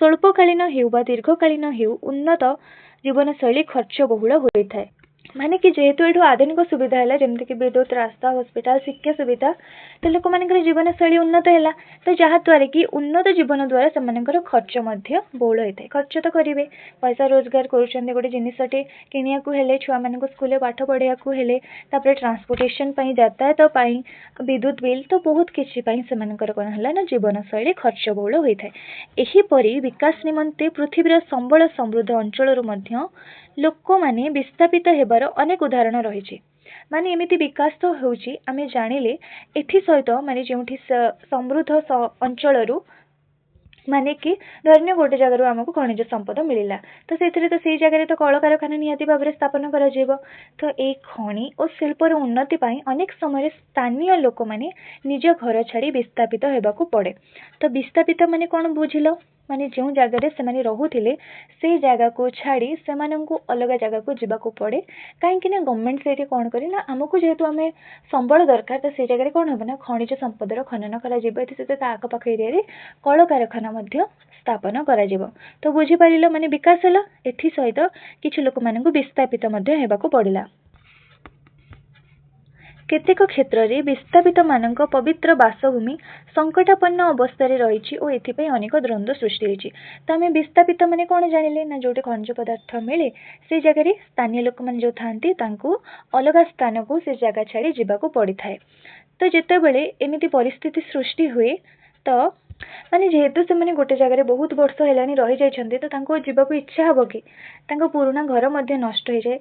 तो से कौन हुए ना द्वंद्व सृष्टि हुए, झगड़ा और असंतोष देखा जाए। किंतु शिल्पायन तथा मानव ज्ञान दक्षतार समन्वय जो अति उच्च मान उत्पाद मान सृष्टि होउछि। किंतु माने एमिति लोक मैंने हैरान होती। किंतु जदि आम अपोजिट पॉइंट देखा ता विपक्ष देखा हेले शिल्प जो स्थापन करागला ज्ञान दक्षता माने बहुत सारे टेक्नोलोजी स्किल यूज करिकी जो आम शिल्प कलकारखाना मान गढ़ी उठिला ता द्वारा कौन है ना विभिन्न उच्च मानर उत्पाद मान सृष्टि है माने विभिन्न आमर दरकारी जिनिस से आमको मिलला। उच्च स्टील भली उच्च मानर इस्पात यार एक उदाहरण। तो आमर जो पुरातन भारत थिला सेठी मध्य माने बहुत मात्रा रे ए जो उड स्टील थिला तार व्यवहार करा जाउथिला। तो से भली उच्च मानर इस्पात होछि यार गोटे उदाहरण। यह व्यतीत प्राकृतिक संबलर भौगोलिक स्थिति उपरे निर्भर करी जातीय और अंतर्जातीय वाणिज्य प्रभावित हुए। माने कि जोटी आमर माने बहुत सारा प्राकृतिक संबल अच्छी तार भौगोलिक स्थिति उपरे निर्भर करी जातीय और अंतर्जातीय वाणिज्य प्रभावित हुए। माने से जगह आमर आमदानी हुए माने आम देशरू अन्य देश को जाए तो अन्य देशरू अन्य देशरू आम देश को आसे से भली भाव में कौन हुए ना ट्रांसपोर्टेशन हुए और वाणिज्य प्रभावित होता है। तो वाणिज्य प्रभावित केमिति होता है मुझे तुम मानक बतईची। तो मैंने कौन वाणिज्य आमर बढ़े बुझिपार। आम जानुचे भारतर बृहत साम्राज्य विकास को अतीतर वाणिज्य ही इंधन जोगाई थिला। तो आम कौन जानीचे ना जो आम भारतर बृहत साम्राज्यर विकास को माने पुराना समय आम वाणिज्यर बहुत ही विकास होता। आम भारत गोटे स्वर्णप्रश देश थिला माने सबु विश्व रे समस्ते जानिथिले कि आम भारत गोटे स्वर्णप्रश देश थिला। आम देश रे अनेक खनिज पदार्थ थिला। तो भारतर बृहत साम्राज्यर विकास पई आमको के इंधन जोगाई थिला वाणिज्य इंधन जोगाई थिला। केमिति ना आम भारत रे अनेक खनिज संपद थिला जहाद्वारा कि ये जो बृहत साम्राज्यर विकास को आमर वाणिज्य ही इंधन जोगाई थिला। बुझिपार ये सब क्वेश्चन पर करिबा। प्रकृति राजनैतिक सीमा को ध्यान दिए। तो पिला माने आमर जो प्रकृति से कौन करे ना राजनैतिक जो सीमा अच्छी आम देश देश ता सहित आमर राज्य राज्य भितर जो सीमा अच्छी ताको प्रकृति ध्यान दे न थाए। कहीं जदि गोटे नदीर उत्पत्ति गोटे राज्य रे हैला ताले से अन्य राज्य को मध्य प्रभावित हुई जाई थाए। से नदी एमिति कही थाए कि मु ए राज्य उत्पत्ति हेछि माने मु ए राज्य रे ही बहिबी अन्य राज्य को मध्य जाई थाए कि नै। जेमिति कि हमर महानदी जार उत्पत्ति स्थल केउंटा ना छत्तीसगढ़ रो अमरकंटक रु आसी अछि जोटा कि हम ओडिसा रे विभिन्न जगह रे प्रभावित हेउ अछि। बुझि पारलो। तो सेथिपाई कौन हुए ना एथिपाई विभिन्न देश और राज्य मध्य प्राकृतिक संबल अंशीदार पाई उत्तेजना सृष्टि हुए। माने जेहेतु प्रकृति राजनीतिक सीमा को ध्यान दिए नहीं तो तेणुक विभिन्न देश और राज्य मानक मध्य कौन हुए ना से संबल को नवाई से संबलर अंशीदार हवाई माने किए कहते कि यहाँ आम पूरा नबू आ तुमको माने जेहेतु यहाँ आम राज्य अच्छे आम नबू तुम ए किसी अधिकारी नहीं। तो से कौन हुए ना उत्तेजना सृष्टि हुए आने झगड़ा हुए। जमती कि कर्णाटक तमिलनाडु केरल और पुडुचेरी मध्य कावेरी नदीर जल बंटन यार एक प्रकृष्ट तो मैंने यह कि गोटे बहुत भल उदाहरणटा। तो जो आमर जो राज्य अच्छे कर्णाटक तमिलनाडु केरल और पुडुचेरी माने समस्त को जल दरकार कावेरी नदीर पानी दरकार तेणु जल बंटन नहीं विवाद हुए। यही राज्य मानक मध्य आलोचना और दक्षतापूर्ण परिचालना द्वारा शांति बजाय रखा सह न्यायसंगत बंटनर आवश्यकता अच्छी। तो तार समाधान केमिति हबो ना राज्य माने बसी आलोचना करबा दरकार आ भल योजना करबा दरकार। माने हमको समस्त को नदीर जल दरकार अच्छे। तो एथरे किए सामिल अछन्ति ना कावेरी जल बंटन रे कर्णाटक तमिलनाडु केरल और पुडुचेरी। तो राज्य माने बसिकी आलोचना करेंगे आउ जार सबुठी न्यायसंगत भाग मिलिबो से हिसाब से डिसीजन सब नेबे। यह निश्चित जे पड़ोसी देश मानक मध्य एहिभଳି चुक्तिनामा पहुँचवा एते सहज साध्य बेपार नुहे। माने राज्य मानक मध्य समस्या थिले यह समाधान हो पार।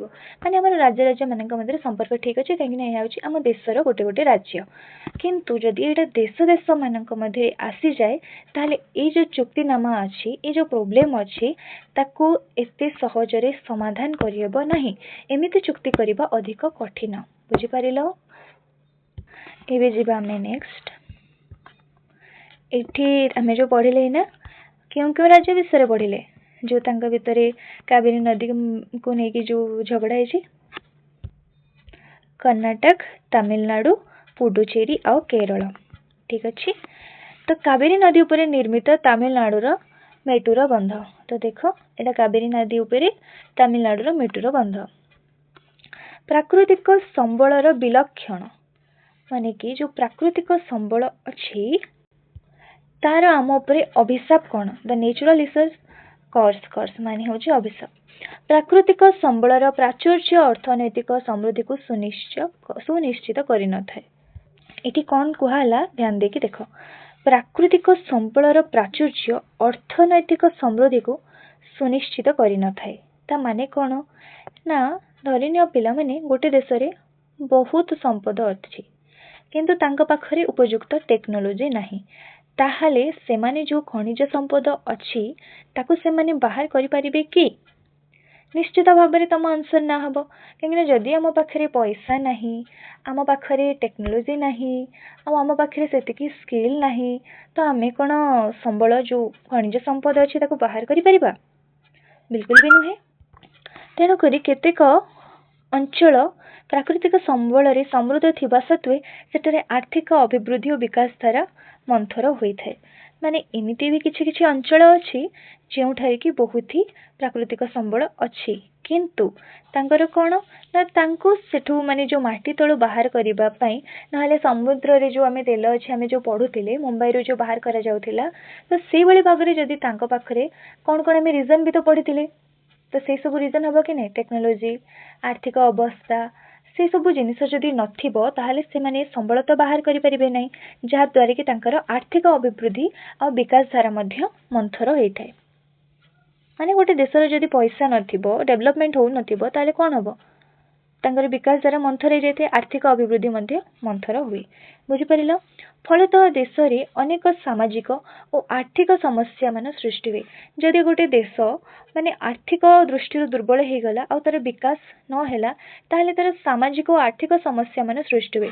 तो सामाजिक और आर्थिक समस्या कौन कौन आसीबो ना बेरोजगार, दारिद्र्य, असमानता और केबे केबे दुर्नीति। माने जेतु सामाजिक और आर्थिक समस्या मान हो गला ताहले काहाकू तो रोजगार मिलिबनी, कहीं पैसा नहीं देशर लोक मान पाखे पैसा नथिबो, दारिद्र्य ये खाइबा को पाइबेनी, दारिद्र्य हेबो, असमानता, तापर आसिला दुर्नीति। दुर्नीति कौन पई हबो ना खाइबा पीबा लोक पाइबेनी तो क्या मारदेवे, क्या पाखे जदि पैसा थी ताठू केमती पैसा आनबे, कहीं निज जीवन को समस्ते आगे देखिए निज जीवनटा केमिति बंचिबो। बुझिपारल। एही परिस्थिति को अर्थनीतिज्ञ माने प्राकृतिक संबलर विलक्षण किंबा प्रचुरतार विरोधाभास बोली कहते। अंडरलाइन करो, इंपोर्टेंट एटा। तो या माने कौन? प्राकृतिक संबलर विलक्षण माने होची माने प्राकृतिक संबलर आम प्रति गोटे अभिशाप अच्छी किंतु आमे तार व्यवहार करि पारुना हूँ।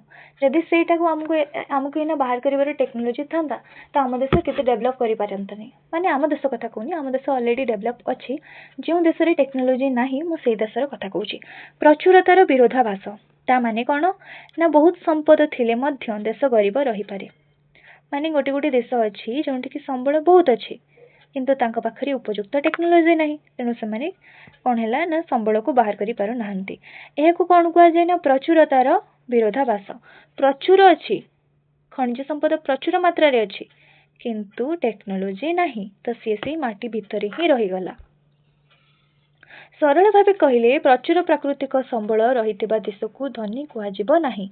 माने कि धरिनियो गोटे देश रे बहुत सारा प्राकृतिक संबल अच्छी तो आमे ताकू धनी कहि परिबा नाही, कारण बहु क्षेत्र रे संबल को उच्च मूल्य रे उत्पादन रे परिणत करने को आवश्यक शिल्प विकास देशर आर्थिक परिस्थिति जोगु संभव। कारण केवल संबल थिले हो नहीं यह सहित आमको इंडस्ट्री रे कल कारखाना रे कौन करने को पड़ो ना प्रोसेस करी मूल्यवान जिनिस माने मूल्यवान जिनिस रे परिणत करने को पड़ो जहाँद्वारा कि विकास हो पार किंतु जेहेतु टेक्नोलोजी ना किसी देश में ताहा संभवपर हो पार ना बहु क्षेत्र में संबल को उच्च मूल्यर उत्पादन परिणत करने को आवश्यक शिल्प विकास देशर आर्थिक परिस्थिति जो संभव होना माने संबल अच्छे कि उच्च मूल्यर उत्पादन में परिणत करने को शिल्प विकास दरकार जहाँकि ना यह पुस्तकर शेष में दि जाइथिबा उत्पादन कारक अध्याय यही विषय अधिक बुझीपर तो उत्पादन कारक विषय अध्यायटी जो अच्छे आम पढ़ा तो ये जा नेक्स्ट आड़क संबलर संग्रहण और यार धारणीयता मध्य संतुलन रक्षा तथापि एक आह्वान हो रही तो संबलर संरक्षण और यार धारणीयता कहले कौन ना आमको जेतिकी मात्रा रे संबल दरकार संपद दरकार आम से व्यवहार करवा ता सहित आमर आगामी पीढ़ी माने जो माने फ्यूचर आमर जो वंशधारी अच्छा से संचय करी रखिबा उचित जहाँकि एबे आह्वानमूलक हो जाइए कहीं ना तुम देखिपरुव ए जनसंख्या एत मात्रा वृद्धि होची आमर माने जो आम यूज करुचे संबल आमर व्यवहार बढ़ी बढ़ी चली प्राकृतिक संबल संबंध में यथार्थ ज्ञान और यार सुपरिचालन विषय आम प्रथमे जाना उचित तो से तो तुमको ये चैप्टर पढ़ाऊँ ना कौन ये चैप्टर अच्छे प्राकृतिक संबल और तार व्यवहार कहीं तुम ही होच आम राष्ट्र भविष्य तो तुम्हें जदि ये चैप्टरटा भलसे बुझब ताको कम उपयोग कर कहीं जदि फ्यूचर रे आम संबल नथिबो ताहले आम फ्यूचर जो वंशधारी माने अछंती आमर जो आगामी पीढ़ी अछंती से माने केमिति रहिबे से मानक पई सेतबेले बंचिबा कष्टकर हो जिवो तो सेति पई हमकु कोन रा आवश्यकता अछि ना सस्टेनेबिलिटी संबलर संग्रहण और यार धारणीयता तेबे मनुष्यर बोधशक्ति सुशासन एवं उपयुक्त योजना उपर ही यार स्थायी लाभ बा तत्काल लाभ निर्भर करिथे माने कि जदि आम पाखे सठिक योजना और भल शासन अच्छी ताहले आमको जो आमर संबल दीर्घकालीन लाभ मिलिबो नहले केवल तत्काल लाभ मिलिबो माने कि संगे संगे लाभ मिलिबो ताबरे सरजिबो जदि आम पाखे बोधशक्ति सुशासन उपयुक्त योजना अच्छी ताहले ही स्थायी लाभ बा तत्काल लाभ निर्भर करिथाय बुझि पारिलो माने जदि प्राकृतिक संबलर दायित्व संपन्न सुविनियोग सुरक्षित परिचालना तो यहाँ किपरि हम देखा तो तुम्हें मैंने मत प्रथम बताओ कि प्राकृतिक संबलर दायित्व संपन्न सुविनियोग माने कौन माने आम प्रकृतिर जिनिस जमती कि आमको प्रकृति ठेरू माने आम जो जगह को जाम पृथ्वी ये तीनोटी जिनिस मिल जहाँकि तुम आगुरी कही जल वायु और माटी यह सहित आउ क्यों क्यों प्राकृतिक संपद ये सब जगह मिलबनी किंतु आम प्राकृतिक संपद जमी है खनिज पदार्थ और जंगल तो आम कौन करवा ना ये सब जो जिनस को सठिक भाव में और सीमित भाव में व्यवहार करवा तो यहाँ हूँ आमर दायित्व आम या भाव में सुविनियोग माने भल भाव में विनियोग कर पृथ्वी जीवन तिष्ठापी आम प्रकृति को सम्मान करवा उचित तो आम जेहेतु पृथ्वी रे रोचु तो ये आमको तिष्ठाकू हेले बंचाकू हेले आमको प्रथमे आम प्रकृति को सम्मान करने को पड़ो प्राकृतिक संबलर सुव्यवस्थित उपयोग द्वारा नवीकरण योग्य संबलर पुनरुद्धार और पुनः सृष्टि और नवीकरण अयोग्य संबलर यथोचित और दायित्व संपन्न व्यवहार संभव है तो आम जदि प्राकृतिक संबल गुड़ी को सुव्यवस्थित उपयोग करवा माने सठिक भाव में उपयुक्त करवा व्यवहार करवा ताहले नवीकरण योग्य संबलर पुनरुद्धार और पुनःसृष्टि हो पार तो पुनरुद्धार और पुनःसृष्टि कौन तो मुझे बतई तुम मानू जो मैंने से वीडियोटा देखी ना जाकि देखिपार तो नवीकरण योग्य संबल कौन कौन ना जल और जंगल तो सेगुड़िक पुनरुद्धार और पुनःसृष्टि हो पार माने पुणी जदि क्षति हो जाए ताहले पुणी उद्धार होकर पुणी थे सृष्टि हो पार आ नवीकरण अयोग्य संबलर यथोचित और दायित्व संपन्न व्यवहार तो आम मैंने तो जाने नवीकरण अयोग्य संबल को या निमंते वर्ष वर्ष समय लगी था तो जदि आम यथोचित यथोचित और दायित्व संपन्न व्यवहार करवा ताहले यह दीर्घ समय पर्यंत रही पार यह विषय अध्ययन करुवा वैज्ञानिक मैंने चेतावनी देते जे प्राकृतिक संबलर दायित्व व्यवहार द्वारा प्रदूषण जैव विविधतार क्षति और जलवायु परिवर्तन घटुची आजिकल यह घटना मान अधिक रु अधिक भाव संगठित होउछि तो वैज्ञानिक मैंने कौन कहते ना जदि आम दायित्वहीन होकर प्राकृतिक संबल को व्यवहार करवा ताहले कौन हम ना प्रदूषण बढ़िबो प्राणी और उद्भिद मानकर जो जैव विविधता अच्छी ता नष्ट हो जलवायु परिवर्तन हो बुझीपार ये 3टा पॉइंट कौन कौन हम जदि आम दायित्व नहीं कि व्यवहार करवा। फर्स्ट तो हूँ प्रदूषण प्रदूषण बढ़ जो प्राणी उद्भिद तांकर जैव विविधता नष्ट हो जलवायु परिवर्तन घटव। आजिकल यही घटना मान अधिक रु अधिक भाव संगठित होउछि तो एबे से घटना देखा मिलूँ। तो एबे जदि आम सतर्क न हबा ताले आगको अनेक मात्रा आमको क्षतिग्रस्त होगाक पड़ो।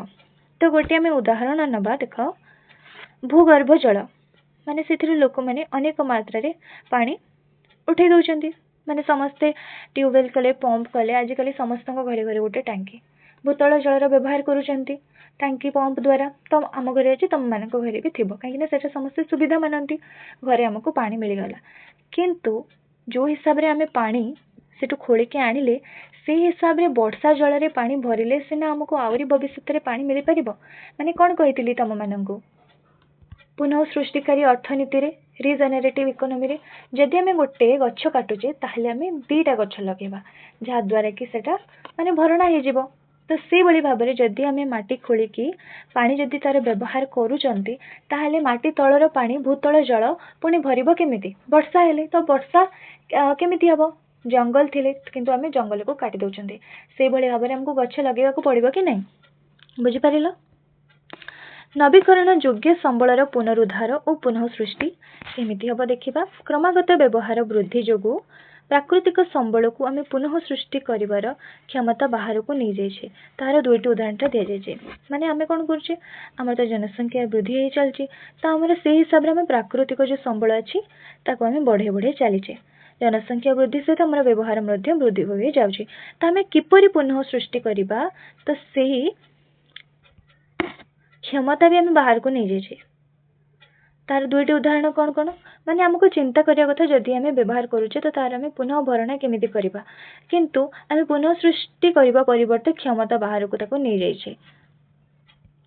केमिति गोटे एग्जांपल आम देशर अनेक चाषी जलसेचन उद्देश्य रे भूतल जल उत्तोलन करती अनेक राज्य रे अधिक परिमाण रे उत्तोलन हेबा कारण भूतल जलस्तर पुनः भरण तुलन रे अधिक निम्नगामी हेउची बुझी पारिल। तो ये गोटे बहुत बड़ संकट कि नुहे आम आमको कौन आम भूतल जल निहाती भाव में दरकार किंतु अधिकांश चाषी कौन कर जलसेचन भूतल जल उत्तोलन कर।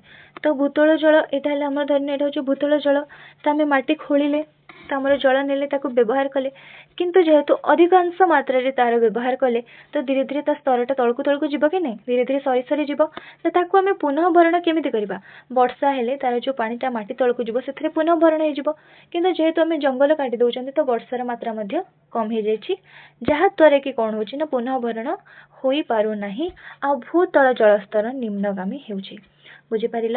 समयानुक्रमे भूतल जलर अभाव वृद्धि पाइबार लगी तो समय अनुसार यहाँ आहरी वृद्धि होउछि एवं यार उपलब्धता ह्रास जोगु जल उत्तोलन व्ययबहुल होउछि तो जहाँ द्वारा कि कौन होउछि ना जेहेतु यहाँ ह्रास ही जाउछि तो जल उत्तोलन आम जो माटी खोलुचे ता आहरी व्ययबहुल हो जाउछि तार जो प्राइस सेटा बढ़ी बढ़ी जाउछि बुझी पारिल। पूर्वानुमान करा जाउछि जे हमर वर्धिष्णु सहर गुड़िकरे भूतल जल शीघ्र शेष हो जिवो माने कौन पूर्वानुमान करा जाउछि ना आमर जो सहर गुड़ाक अच्छी से माने जोंठी कि बेसी ही टेक्नोलोजी जोंठी काम हेउछि डेवलप्ड आमर जो सहर गुड़ा अच्छी सेठी आगे भूतल जल शेष हो जिवो।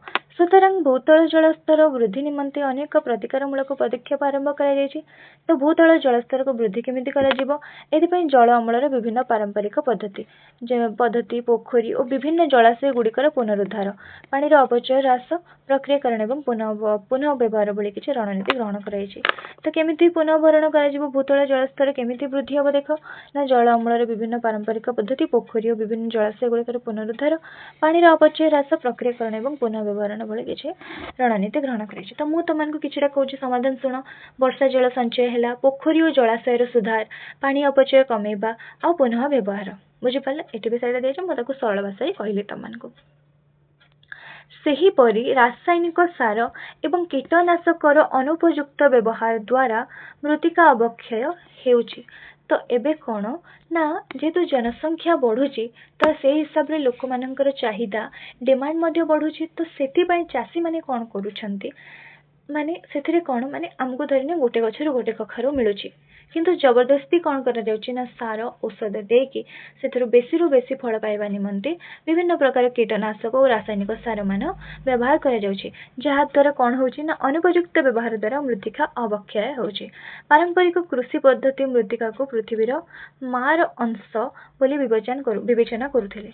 माने आमे समस्ते आम पृथ्वी को आम माँ बोली आख्या देउ कि नहीं, आम माँ सदृश आम पृथ्वी माँ आम पई से समय रे गोबर और अन्यान्य प्राकृतिक सारार व्यवहार मृत्तिका आच्छादन बहु फसल भित्तिक कृषिक पद्धति आदि अभ्यास गुड़िक मृत्तिका परिचालना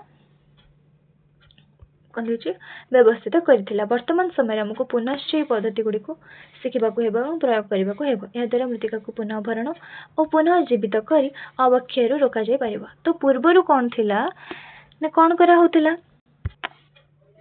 तो पारंपरिक कृषि पद्धति जेहेतु हम पृथ्वी को माँ बोली विवेचना करुथिले से समय कौन ना गोबर अन्य प्राकृतिक सार व्यवहार करा जाउथिला। मृत्तिका आच्छादन मल्चिंग बहु फसल मल्टीक्रॉपिंग युक्त कृषि पद्धति आदि अभ्यास गुड़िक मृत्तिका परिचालना को व्यवस्थित करुथिला। ता माने कौन आमे जानिबा, तो गोबर प्राकृतिक सार तो तमने जानिथबो। मृत्तिका आच्छादन कौन ता माने होची माटी उपरे एक आवरण पकाइबा। कौन से आवरण टा सुखिला पत्र ही परी घास गछर जो छोट छोट टुकड़ा धान चाउलर माने से सब जहाँ भी आम सब पकई पारिबा। तो यहाँ कौन पे करा जाउथला ना माटी रे आर्द्रता रहिबो और जो घास उठे जो अनाबना घास सेटा कम हबो, माटी सुखिबनी और माटी उर्वर रहिबो। बुझिपाला। तो मल्टी क्रॉपिंग बहु फसल कौन ना गोटे प्रकार फसल बारंबार लगाइबा नहीं, आमे चेंज करी करी लगेबा। ए वर्ष जदि आमे गोटे शस्य जातीय लगेले तो आर वर्ष आमे अलगा किछि लगेबा। बुझिपाला। धरिनियो मु ए वर्ष चाष कली मक्का ताहले मु आर वर्ष चाष करी बादाम। तो ए हिसाब रे चाष कले कौन हबो ना जमीर सठिक व्यवहार हेबो, अधिक उत्पादन मिलिबो आ माटीर शक्ति वृद्धि पाइबो। एहा सहित चाषी माननकु मध्ये अधिक लाभ मिलिबो। आदि अभ्यास गुड़िक मृत्तिका परिचालना को व्यवस्थित करिथिला। वर्तमान समय आमको पुणी एटा को प्रयोग करने को पड़िबो, जहाँ द्वारा कि कौन हबो ना मृत्तिका को पुनः भरण और पुनः जीवित करी अवक्षय रोका जाय पारिबो। बुझि पारिला। तो ये गोटे दि जाइए भूतल जलर अत्यधिक व्यवहार ओवर एक्सप्लॉयटेशन पंजाब रो गोटे घटना दि जाइए। चलो देखिबा आमे कौन से घटना भूतल जल उपरे। तो भूतल जल रे होतबा समस्या विषय तो आमे पढ़िले। तो पंजाब रे कौन समस्या हेछि चलो देखिबा। पंजाब रो उर्वर समतल भूमि रे भूतल जल ह्रास जोगु उत्कट जल संकट देखा देछि। माने जेहेतु कौन है ना भूतल जल ह्रास हो जाइए तो से जल संकट देखा कि नहीं। आम जनसंख्यार एक बृहत अंश को खाद्य जोगाउथुबा पंजाब सबुज विप्लवर अंतुड़ीशाल माने कि आमर जो भारत को माने खाद्य जोगाए कि नहीं पंजाब माने बहुत मात्रा रे जोगाए।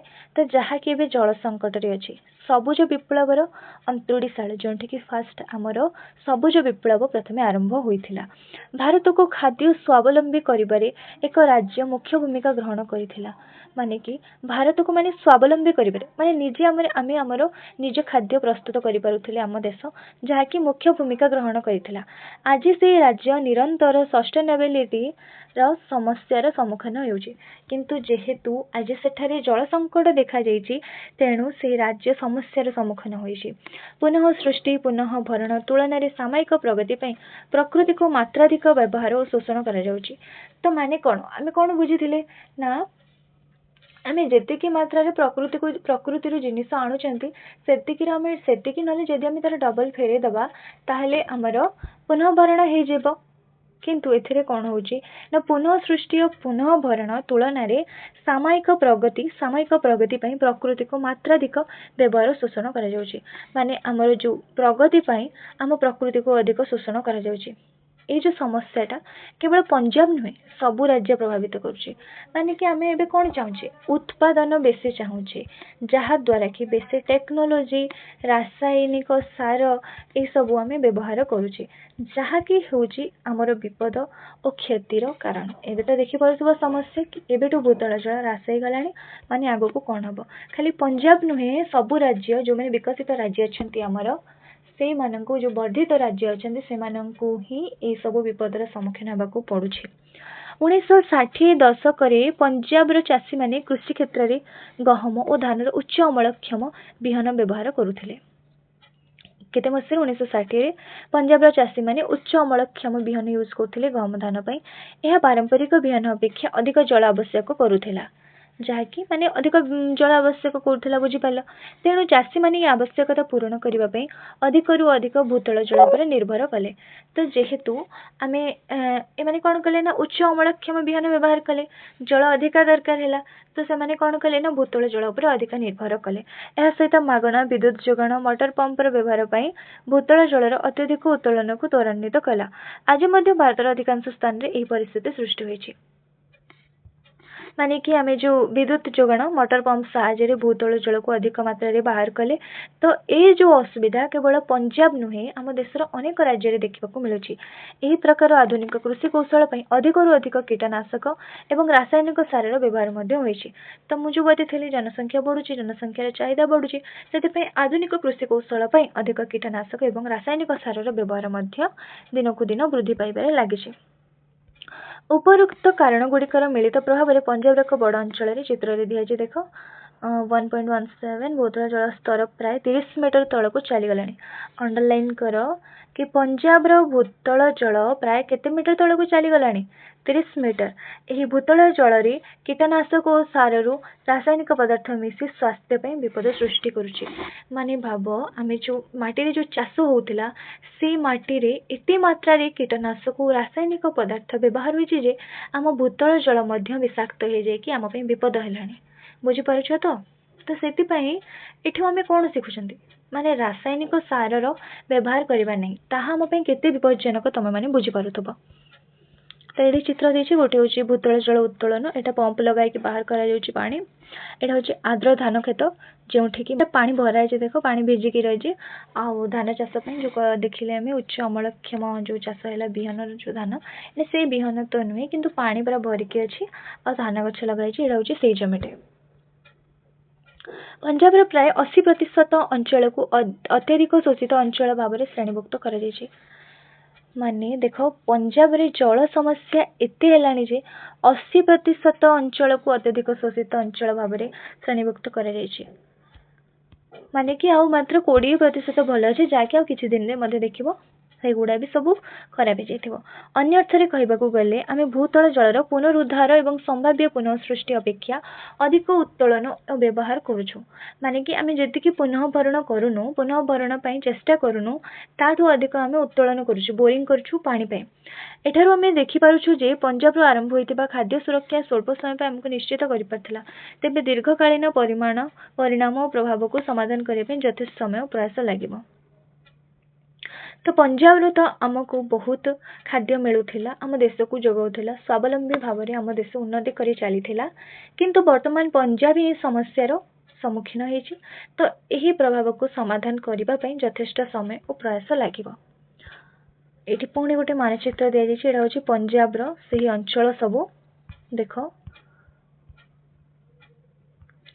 ये कहार मानचित्र ना पंजाब एवं चंडीगढ़ जलस्तर गभीरतार मानचित्र तो यहाँ केते दिखाई ना जलस्तर देख यहाँ सब कलर चिन्हित करा भूगर्भस्थ स्तर ठार यहाँ केते मीटर तले अच्छी जोटा 0 ରୁ 2 मीटर तले अच्छी ये कलर 2 ରୁ 5 यहाँ 5 ରୁ 10 यहाँ 10 ରୁ 20 एतिकी 20 ରୁ 40 एतिकी 40 ରୁ अधिका एतिकी तो चलो देखा क्यों कलरटा बेसी अच्छी देखिपार तुम मैंने नाली कलरटा बहुत ही बेसी अच्छी ये जो कलरटा देख माने भाव 30 मीटर तल को चली जाइए यहाँ 20 मीटर 10 ରୁ 20 मीटर तापर किछि किछि स्थान रे 40 मीटर रू भी अधिक देख ये जगह कलर चेंज करवा ये जगह है ये जगह ये जगह ये जगह देखि पारुछ तो माने हमर एबेठू हमर कौन है अवस्था एटा सिला हमर सीमेंट प्रसंग सीमेंट बिना जीवन अकल्पनीय कौन पे एमती कहुई ना आम घर है विद्यालय डाक्तरखाना और तत्सहित अन्य कोठा पोलो रास्ता विमान बंदर आदि निर्माण पर सीमेंट आवश्यक हाँ कि पिला माने तुम घर भी सीमेंट हो तुम जो रास्ता चलुच ता भी सीमेंट तुम स्कूल भी सीमेंट एवरीथिंग सब सीमेंट या सीमेंट शिल्प सबुठारु प्रदूषणकारी शिल्प मध्य अन्यतम बोली तालिकाभुक्त कराई तो तुम मैंने जानच कि नहीं सीमेंट शिल्प हूँ सबुठारु प्रदूषणकारी बहुत प्रदूषण क्रिएट करे सिमेंट उत्पादन प्रक्रिया रे कारखाना निर्गत सूक्ष्म धूली आमर तथा पशु मानकर फुसफुस रे प्रवेश करी क्षति थाए। तो जितेबाला सिमेंट उत्पादन हुए सिमेंट कारखाना से कौन हुए ना सूक्ष्म धूली बाहर जहाँकि आम फुसफुस रे पशि जाए और बहुत क्षति पहुँचाई थाए। यह गछर पत्र उपर जमा हुए से उत्पादन ह्रास करे और मृत्तिका और जल प्रदूषण करे। यह सहित गछ पत्र उपर जमा होगी तार भी मध्य उत्पादन ह्रास करे आ मृत्तिका और जल प्रदूषण करे। प्रदूषण को अति कम बा दूर करने केंद्रीय प्रदूषण नियंत्रण बोर्ड सिमेंट कारखाना निमंते निर्देशावली प्रस्तुत करिसेंती। माने कि जेतु सिमेंट कारखाना बहुत मात्रा रे प्रदूषण सृष्टि करछि सूक्ष्म धूଳି माध्यम रे जहाँद्वारा कि मृत्तिका जल ता सहित लोक मानकर मध्य क्षति होछि गछर मध्य क्षति होछि। तो सेति पई सरकार कौन करछंती ना केंद्रीय प्रदूषण नियंत्रण बोर्ड सिमेंट कारखाना निमंते निर्देशावली प्रस्तुत करछंती। यह व्यतीत विकल्प सामग्री व्यवहार माध्यम प्रदूषण ह्रास करने पदक्षेप नि एथिरे पत्थर और माटी बा कर्दम परी पारंपरिक सामग्री उद्भिद आधारित नुआ सामग्री और वर्ज्य प्लास्टिक रु सृष्ट नूतन सामग्री व्यवहार अंतर्भुक्त। तो जदि आम गोटे जिनिस बंद करूछंती ताहले ता विकल्प रे मध्य किछि थिबा कथा। सेति पई यह व्यतीत विकल्प सामग्री व्यवहार माध्यम प्रदूषण ह्रास करने पदक्षेप नि पत्थर माटी कर्दम परी पारंपरिक सामग्री उद्भिद आधारित नूतन सामग्री वर्ज्य प्लास्टिक सृष्ट नूतन सामग्री व्यवहार। बुझिपार कौन कौन तार विकल्प व्यवहार करने को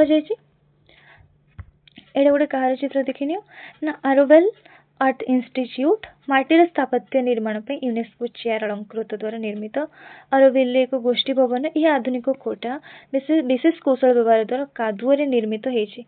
माने तमे माने प्रायतः सब कोठा देखि क्यों सिमेंट रे तैयारी किंतु ए जो कोठाटा सेटा कोथरे तैयारी ना कादुअरे निर्मित होती। एटा होची सिमेंट रो गोटे विकल्प कहीं सिमेंट द्वारा जेहेतु एते क्षतिग्रस्त होउची सिमेंट व्यवहार न करी ता विकल्प रे कोन व्यवहार करा जाय बोली देखा जायछि। एही पारंपरिक द्रव्य और पद्धति गुड़िक आधुनिक प्रजुक्ति विद्या सहित मिसाई कम प्रदूषणकारी और धारणीय सामग्री सृष्टि करा जाउछि। तो यही सबु जो जिनस गुड़ा है माटी पारंपरिक सामग्री एगुड़ा सब कौन होची ना प्रजुक्ति विद्या टेक्नोलोजी सहित मिसाई कम प्रदूषणकारी और धारणीय सामग्री सृष्टि कराउछि। माने जंदे सिमेंट बहुत प्रदूषण देला तो कम प्रदूषणकारी निहाती दरकार। तो कम प्रदूषणकारी और सस्टेनेबल धारणीय माने जोटा कि आमे एबे व्यवहार करबा ता सहित हमर जो वंशधारी अछंती माने जो भविष्यतर जो हमर आगामी पीढ़ी अछंती तांको पे मध्ये बंचे की रखिबा। एहा द्वारा स्थानीय नियुक्ति सृष्टि हेबा सह से स्थान जलवायु प्रति ध्यान दिया जाय पारुचे।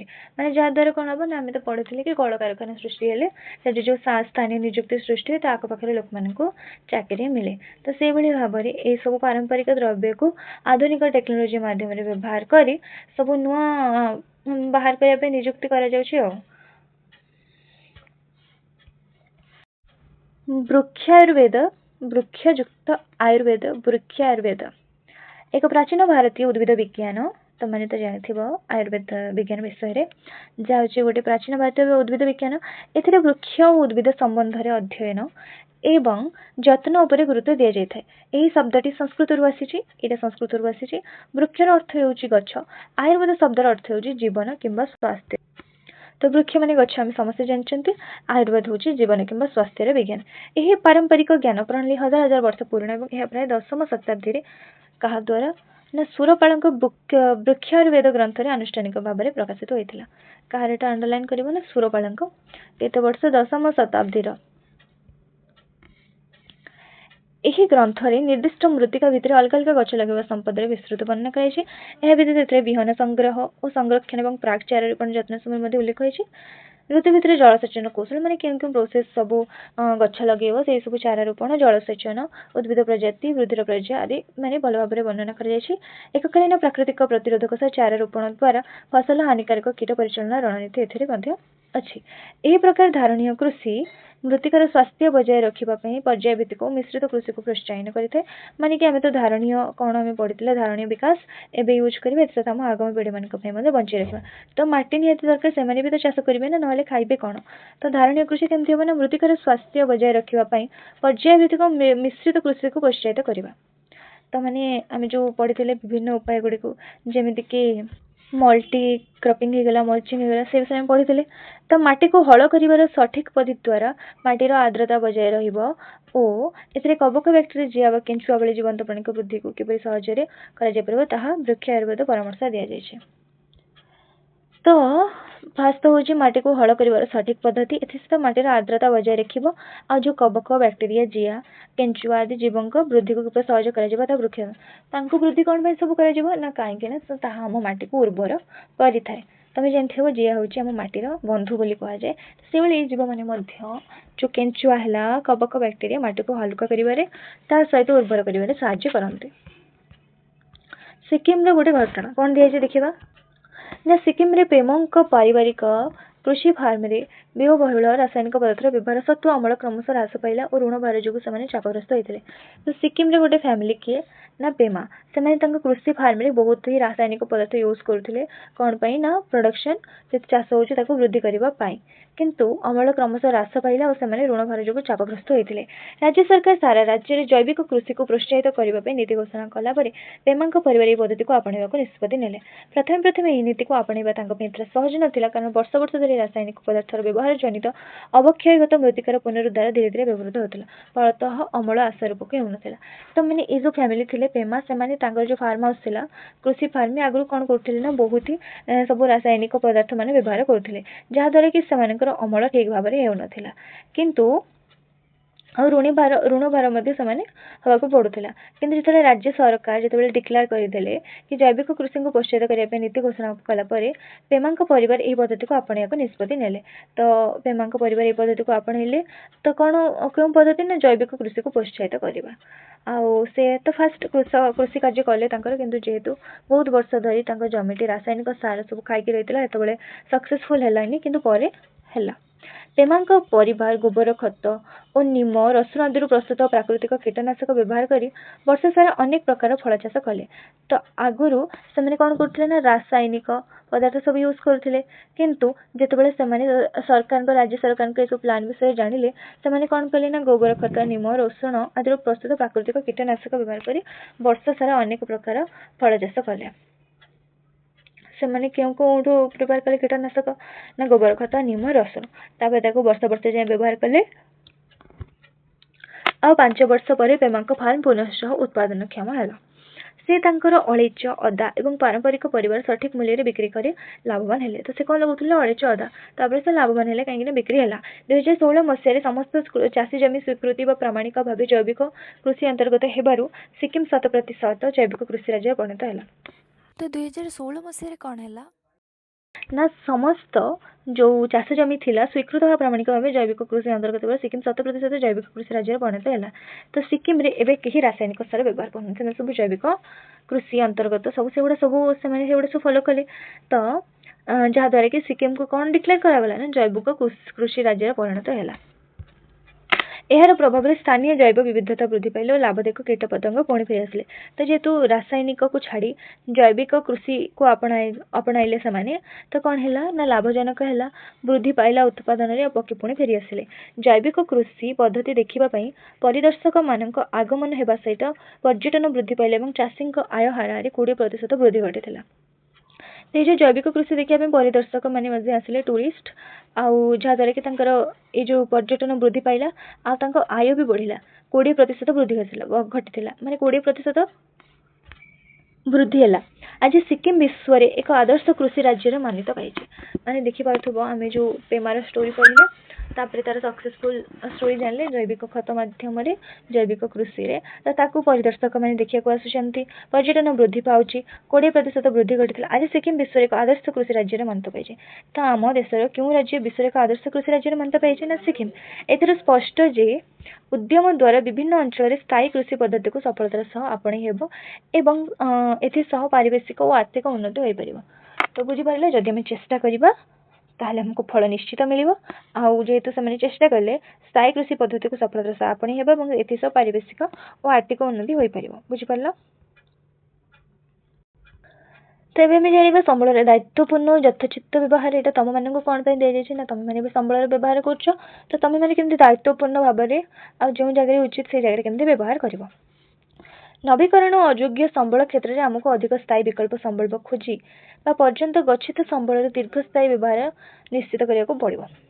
तो जो संबल गुड़ा नवीकरण अयोग्य माने जो संबल गुड़ी को प्रस्तुत होगापी हजार हजार वर्ष लगुच जमीक कोयला पेट्रोल खनिज पदार्थ सबू तो तार रक्षा निमंते आमको स्थायी विकल्प खोजा पड़ो।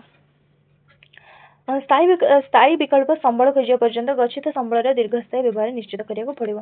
तो जे पर्यंत आमको स्थायी माने स्थायी विकल्प संबल न मिल जाए से पर्यंत आम कौन करवा ना आमर जो व्यवहार अच्छी जो आम पूरा अपचय कर चलचे सेमती करवा ना ना सबू संबल सरी गच्छित संबल स्थायी व्यवहार निश्चित करने को पड़ो। उदाहरण स्वरूप आमको यथासंभव अधिक अधिक चाहिदा पूरण करने निमंते नवीकरणीय शक्तिर उत्स उपर निर्भर करने को पड़ो। तो आमको कौन करने को पड़ो ना अधिक अधिक चाहिदा पूरण पर आम नवीकरणीय शक्तिर उत्स उपर निर्भर करने को पड़ो।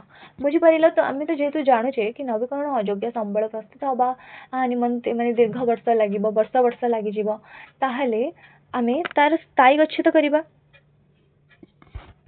एथि सहित आम कौन करवा ना जो आमर नवीकरण शक्ति गुड़ा अच्छे कहीं तो असरती सरबनी तो से आम ता बदल नवीकरण शक्तिर व्यवहार करवा। बुझिपार एटी राजस्थान अवस्थित विश्वर सर्वबृहत सौर पार्क मध्य गोटे सैटेलाइट प्रदूषक यह राजस्थान वर्तमान आवश्यकता 15% विद्युत उत्पादन करने सक्षम किए विद्युत उत्पादन करदे ना सर्वबृहत सौर पार्क माने सेठी कौन थी तो मैंने जापार। तो यहाँ हूँ तार चित्र।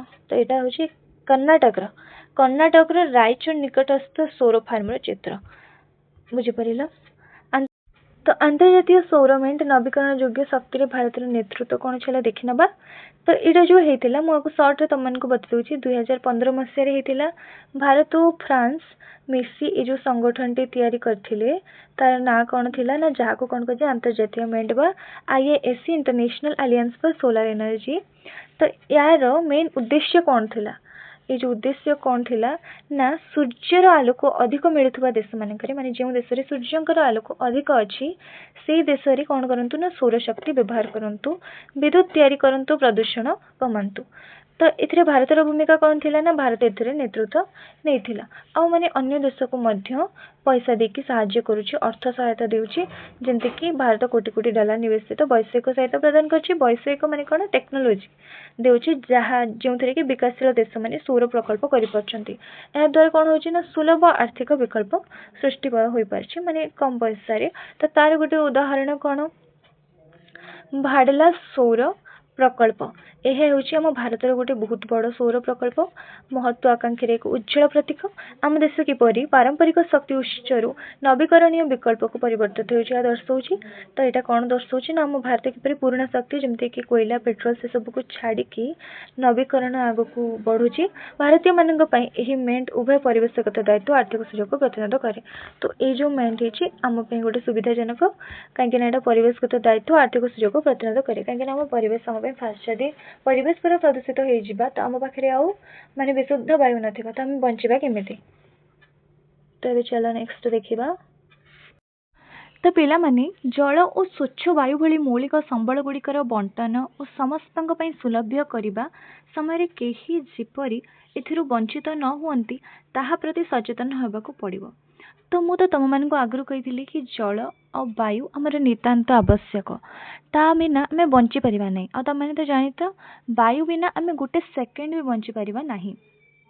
तेणुक यह माने समस्तंक पाखरे जेमिति अवेलेबल रहिबो आमे जेमिति तार लाभवान हो पारिबा सेथि निमंते समस्तंकु सचेतन हेबाकू पड़िबो। अधिकांश सहरांचल रे एबे कोन होउची ना पर्याप्त परिमाण रे पानीय जल मिलू नाही। एहा सहित शिल्पायन और जीवाश्म इंधन बहुल व्यवहार जो वायुमंडल अधिक अधिक प्रदूषित होउची।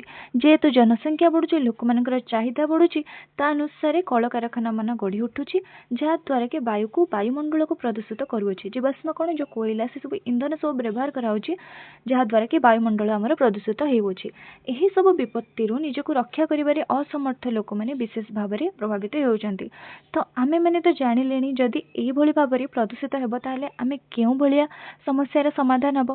तो सेति निमंते आमको कौन सचेतन हेबाकू पड़िबो। तो जदि आमे सचेतन न होबा ताहले आमको माने जो माने एथि निमंते असमर्थ ताहले सेमानकु प्रभावित हेबाकु पड़िबो ही। तेणु पूर्वरु ही हमकु एबेटु ही सचेतन हेबाकु पड़िबो। बुझिला?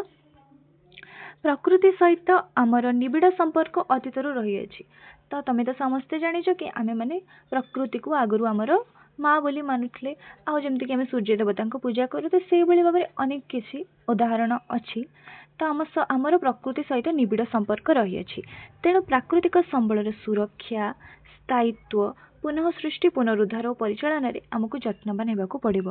तो आम पाखरे एबे जो प्राकृतिक संबल अछि तार आमे कोन करिबा ना सुरक्षा करिबा, स्थायित्व सेटा केमती स्थिर होइकी रही परिबो आम सहित, तार पुनः सृष्टि करिबा, पुनः उद्धार करिबा। पुनः सृष्टि और पुनरुद्धार तो विषय आमे आगरू पढ़िचे। ता सहित परिचालन रे आमको जत्नवान होगाकू पड़िबो। माने आम पाखरे अछि तो आमे बेसी बेसी व्यवहार करिबा नाही। आमको जेतिकी दरकार आमे सेतिकी ही व्यवहार करिबा। मानव कल्याण पाई प्रत्येक निजर व्यक्तिगत इच्छा को अतिक्रम करी समस्तंकर मंगल करिवार आवश्यकता संबंध रे भागवत गीतार लोक संग्रह रे उल्लेख अछि। माने आमे माने तो जानिचे कि मानव सेवा होची माधव सेवा। तेणु करी मानव कल्याण पाई आमे हमर निजर व्यक्तिगत इच्छा को अतिक्रम करी समस्तंकर मंगल पाई चिंता करिवा। तेणु करी तुमको ए विषय पढ़ाई कि तमे माने जानिले आम देश तथा आम विश्वर रक्षा करि परिबो। यहाँ को गंभीरतार सहित विचार करिवार समय उपनीत होई नै कि माने एबेठु ही हमको सचेतन हेबाकू पड़िबो। तो एथुरु आमे कोन शिखिले? प्रकृति रे देखा जाउतबा सामग्री और पदार्थ गुड़िक प्राकृतिक संबल और एगुड़िक मानव जाति पाई मूल्यवान। तो आमे तो एगुड़ा सब पढ़िचंती कि जहाँ सब सामग्री और पदार्थ देखा जाउची सेगुड़ा होची आम प्राकृतिक संबल आम प्रकृति रे मिलुची। तो यह होची आम मानव जाति पाई मूल्यवान। संबल गुड़िक विभिन्न भाव में श्रेणीभुक्त करा जाय पारे। तो आमे तो पढ़िथिले गोटे होची नवीकरण योग्य आ गोटे होची नवीकरण अयोग्य। ता सहित ए संबल को बाहर करिबा पई माटी तळरु खनन करिया पई हमकु उपयुक्त परिमाण रे प्रयुक्ति विद्या और दक्षतार आवश्यकता अछि।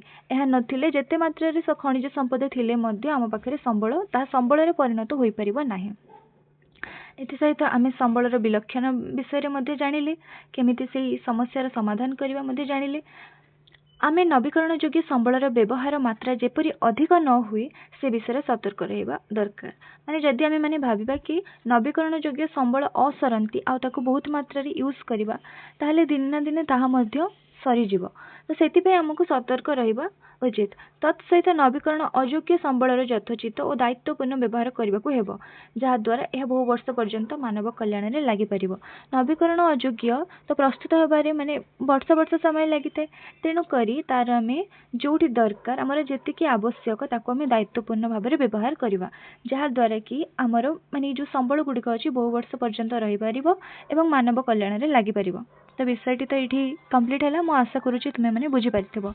नेक्स्ट पार्ट रे आमे माने क्वेश्चन आंसर आनिबा। जदि तुम मैंने कमेंट रे नोट्स लिखिबो ताहले नोट्स रो वीडियो मध्य आनिबा। वीडियो भल लगी लाइक करिवो, तुम सांग मानक सहित शेयर करिवो और चैनल सहित जोड़ी होई रहबा पे चैनल को सब्सक्राइब करिवो। रहिली। जय जगन्नाथ।